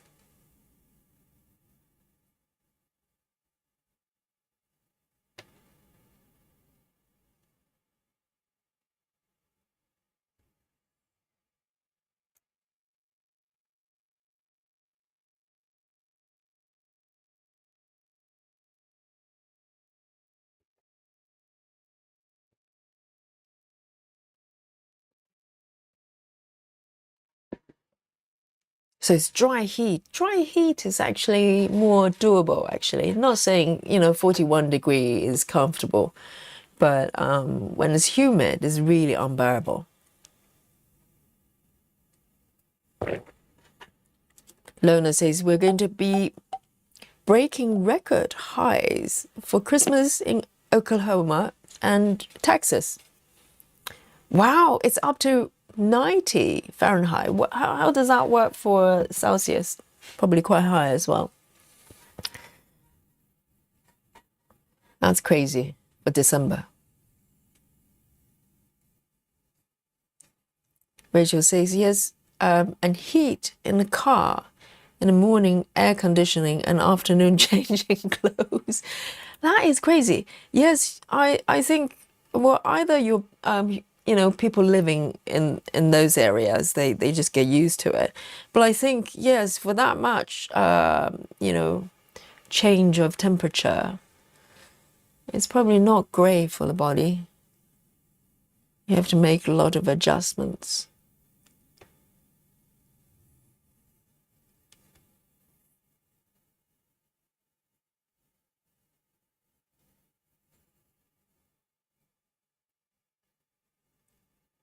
Oh, one strand left.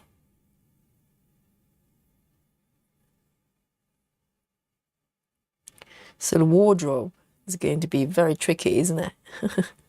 What do I wear today?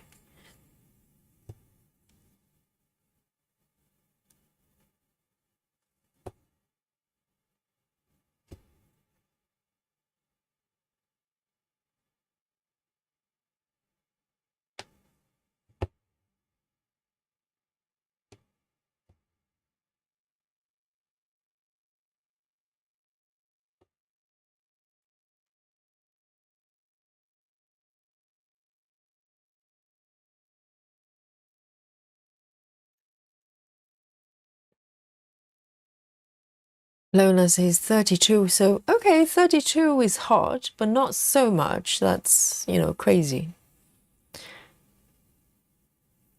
Rachel says, I get migraine since I was 18 due to the pressure changes. Oh dear. So it's more than just temperature.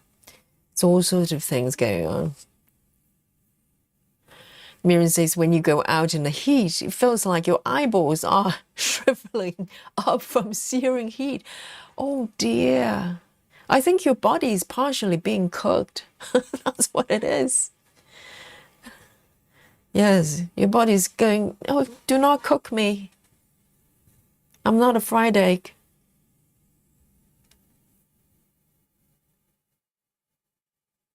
That's crazy, isn't it? We're kind of learning so much about different type of climax from different areas. I had no idea. Also I learned from our friends in Australia. There are different time zones within Australia, which is not unusual because in America as well. But in Australia, there are literally minutes difference, right? Guys in Australia can confirm that. There are different time zones. They're not just different by the hour.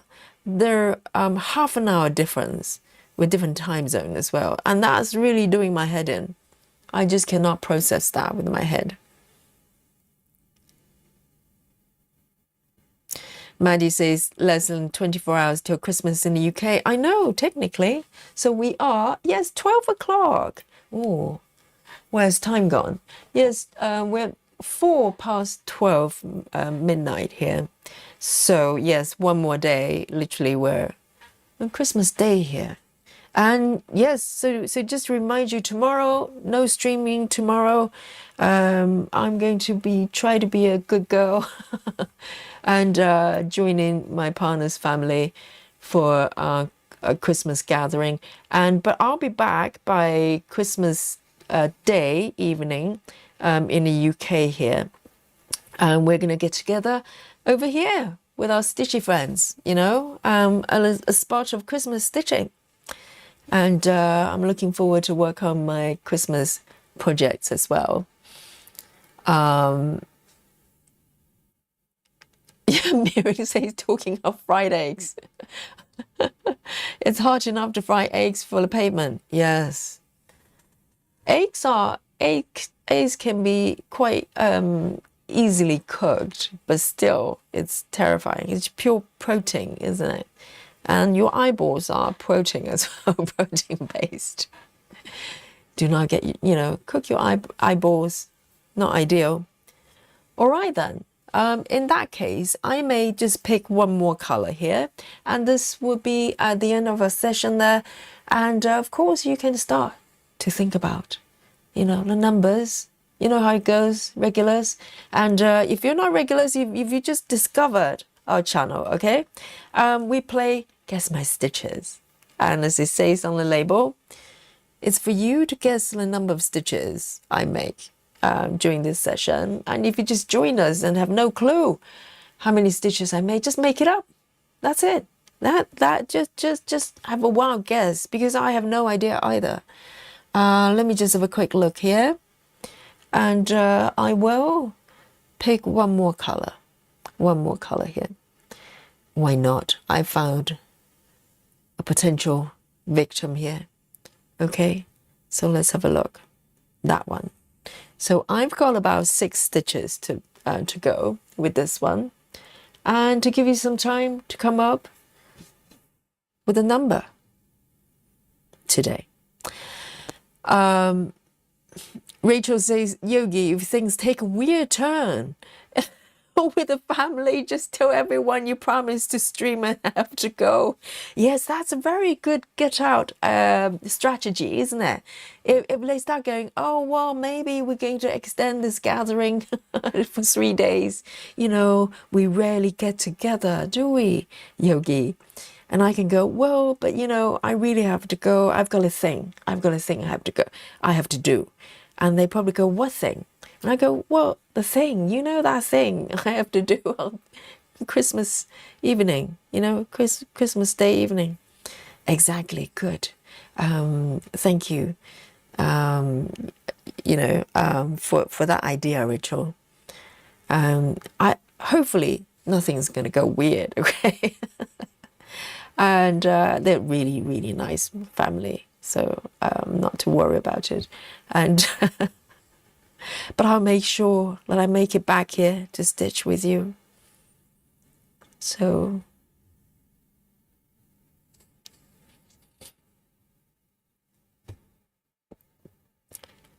Cassie says, what did I just join into? Cooking eyeballs. Yes, Cassie. There extreme weather that's happening right now in certain regions of the world. You walk out of the door, your eyeballs might get cooked. It's real. It happens, So just making sure that you have all the contingency plans and make sure the eyeballs are protected. Okay, I'm going to stitch this one and then park over here. And this will be my last stitch of this session.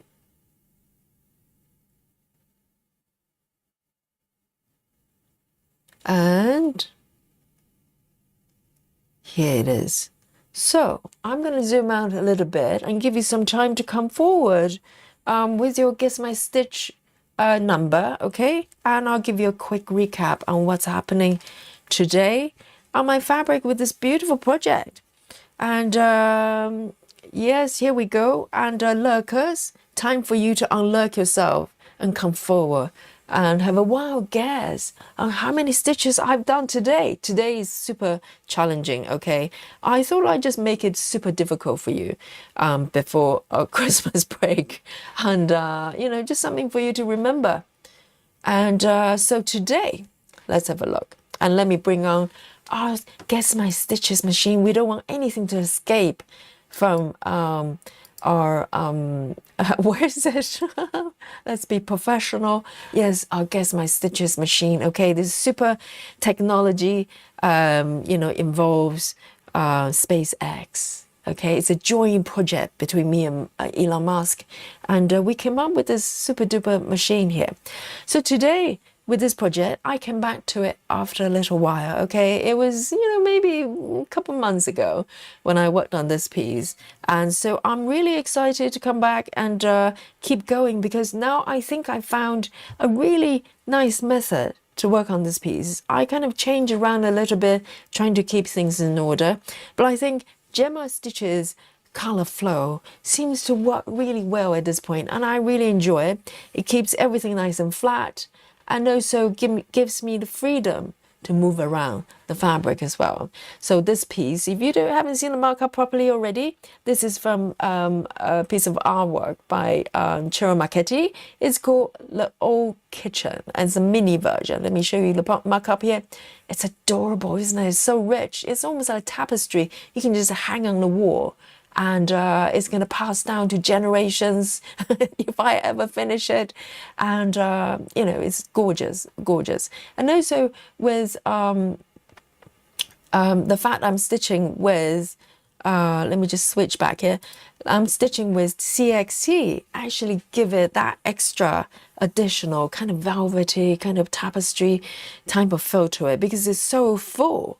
The threads are so full. I absolutely love it. I think it's perfect for 10 stitches. And I'm working on 25 count fabric, DMC fabric. And it's going really, really well. I think, you know, I'm going to keep going with this method. And eventually, it's going to meet up with my section on the right there. Let me zoom out a little bit here. Yes, I've got a little bit more going on there, stitching with different method. So as I keep moving to the right, it's going to join up, hopefully. Okay, so this is my plan for this piece here. So let's have a look at our numbers. Guys, if you're lurking, you know what to do. Come forward. I've suffered for my stitches, and now it's your turn, you know, for you to come up with a number. Maybe you get to win. You know, winners, we have new winner every single night, sometimes multiple ones, and you get to share the glory and victory with Yogi. I win every night, but you get to share the joy and enjoy a buffet as well. Yes, we have buffet coming up. Okay, you watch. So let's have a look. Lona, first to offer, what?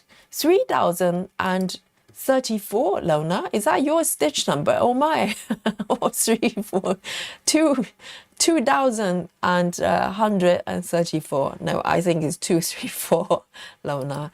And Lona was just too excited. And Frida, 250, loves to stitch, 223, and M 215, and Susan 287, and Clara 210, Kathy 273. I honestly have no idea how many stitches I made. I'm surprised every day. And Jackie James 20, hello? Jackie, I thought we were friends. And I think one digit missing here, 20. Or maybe it's Jackie's stitch count. Well done, Jackie, for the 20 stitches you made tonight. And Jackie, okay, there's a correction, 202, fair enough. And Rachel, 2A1. And Lona, yes, auto correction, too excited. And Rajal, 149. And Rachel, 198. Oh, there you go. One of you is going to be the winner tonight. Maybe more than one. Who knows? Let's have a look at our app here. Boom. So this is where I am today with this piece. and I've been working from upper left there, a little bit on top. Okay, I'm going to count down for 3, 2, who is going to be our lucky winner tonight, and 1, go. Wow, there you go. The grand total of the stitches Yogi has made today is 208. Not bad. I think everyone is pretty close. Everybody's been paying attention. Okay, 208. Who is our closest and our winner tonight? I think Rachel is pretty close. Hang on. I think Jackie is pretty close. 202. Anyone closer? If not, I think it may be Jackie, right? Is it Jackie our winner tonight? Yes, it may be Jackie. Oh, Clara. Clara says, I won. Clara, what's Clara's number? Let's have a look. I missed that. Clara. Jamie 202. Clara, what's your number? I can't find it. Clara. What's Clara's number then? 208. I can't see it. It's Clara, is it? But where's Clara's number? I can't see it. It's Clara, but I can't see Clara's number. Where is it? Maybe I need to scroll up. What's Clara's number? Remind me. I can't see it on my screen. Oh, Clara, 210, 210, of course. Yes. Clara, round of applause. Yes. Sorry, for some reason I just missed that one. Yes, it's our Clara. Yes, Clara is like saying me. Yes, Yogi, that's me. Yes, it's you, Clara.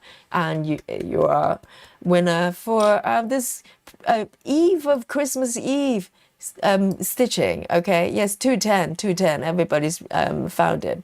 Yes. Oh, Clara, you're a regular by now. You know how it works. You get to share the glory and the victory with Yogi, okay? And the praises everyone, Clara. I nearly missed Clara. How could I? Yes, Clara is our winner tonight and deserves all the praises. Let's have a look. Yes, Susan, a round of applause. And Rachel is offering Dolly love, and we didn't get a visit from Dolly. Hopefully, our Christmas gathering on 25th, Dolly will come to visit us. And a crown, yes, go for it. Yes, from Grace as well. And this is the reward when you win. Okay, guess my stitches. And bring on the buffet for Clara as well. Let's enjoy the buffet before Christmas. Why, shall we? Yes, let's go for it. And I bring nothing, of course. It's all up to you. So bring on the food. And Clara, you can provide your own food as well. It's just that kind of situation, that kind of buffet. You bring your own food and Yogi brings nothing. I'm just stitching here. All right, I know life is unfair. Life is unfair. So guys, now it's 17 minutes past midnight. And in a sleepy London town, Yogi signing out. And tomorrow, just to remind you, no streaming tomorrow. Okay, Clara's hungry. Let's bring on the food. And tomorrow, no streaming, so I'm going to miss you. But hopefully I'll make it back nice and safe. But provided no instance, no family drama, then I'll be back here on 25th for part of a Christmas stitching with you. Okay. Oh, here comes the buffet. Here we go. And Clara's been waiting. Thank you, Cassie. And yes, Merry Christmas, everyone. And hopefully I'll catch you for the Christmas session. If not, I'll meet you sometime before that, hopefully before New Year as well. So thank you for joining me today. And I hope you enjoy your Christmas time and a break, whatever you do. And just do a lot of stitching and come and join Yogi and get together for chat as well. So I'll see you on 25th for the Christmas session. Night, everyone. And I love you all. Night. See you on Christmas Day. Bye-bye. Bye-bye.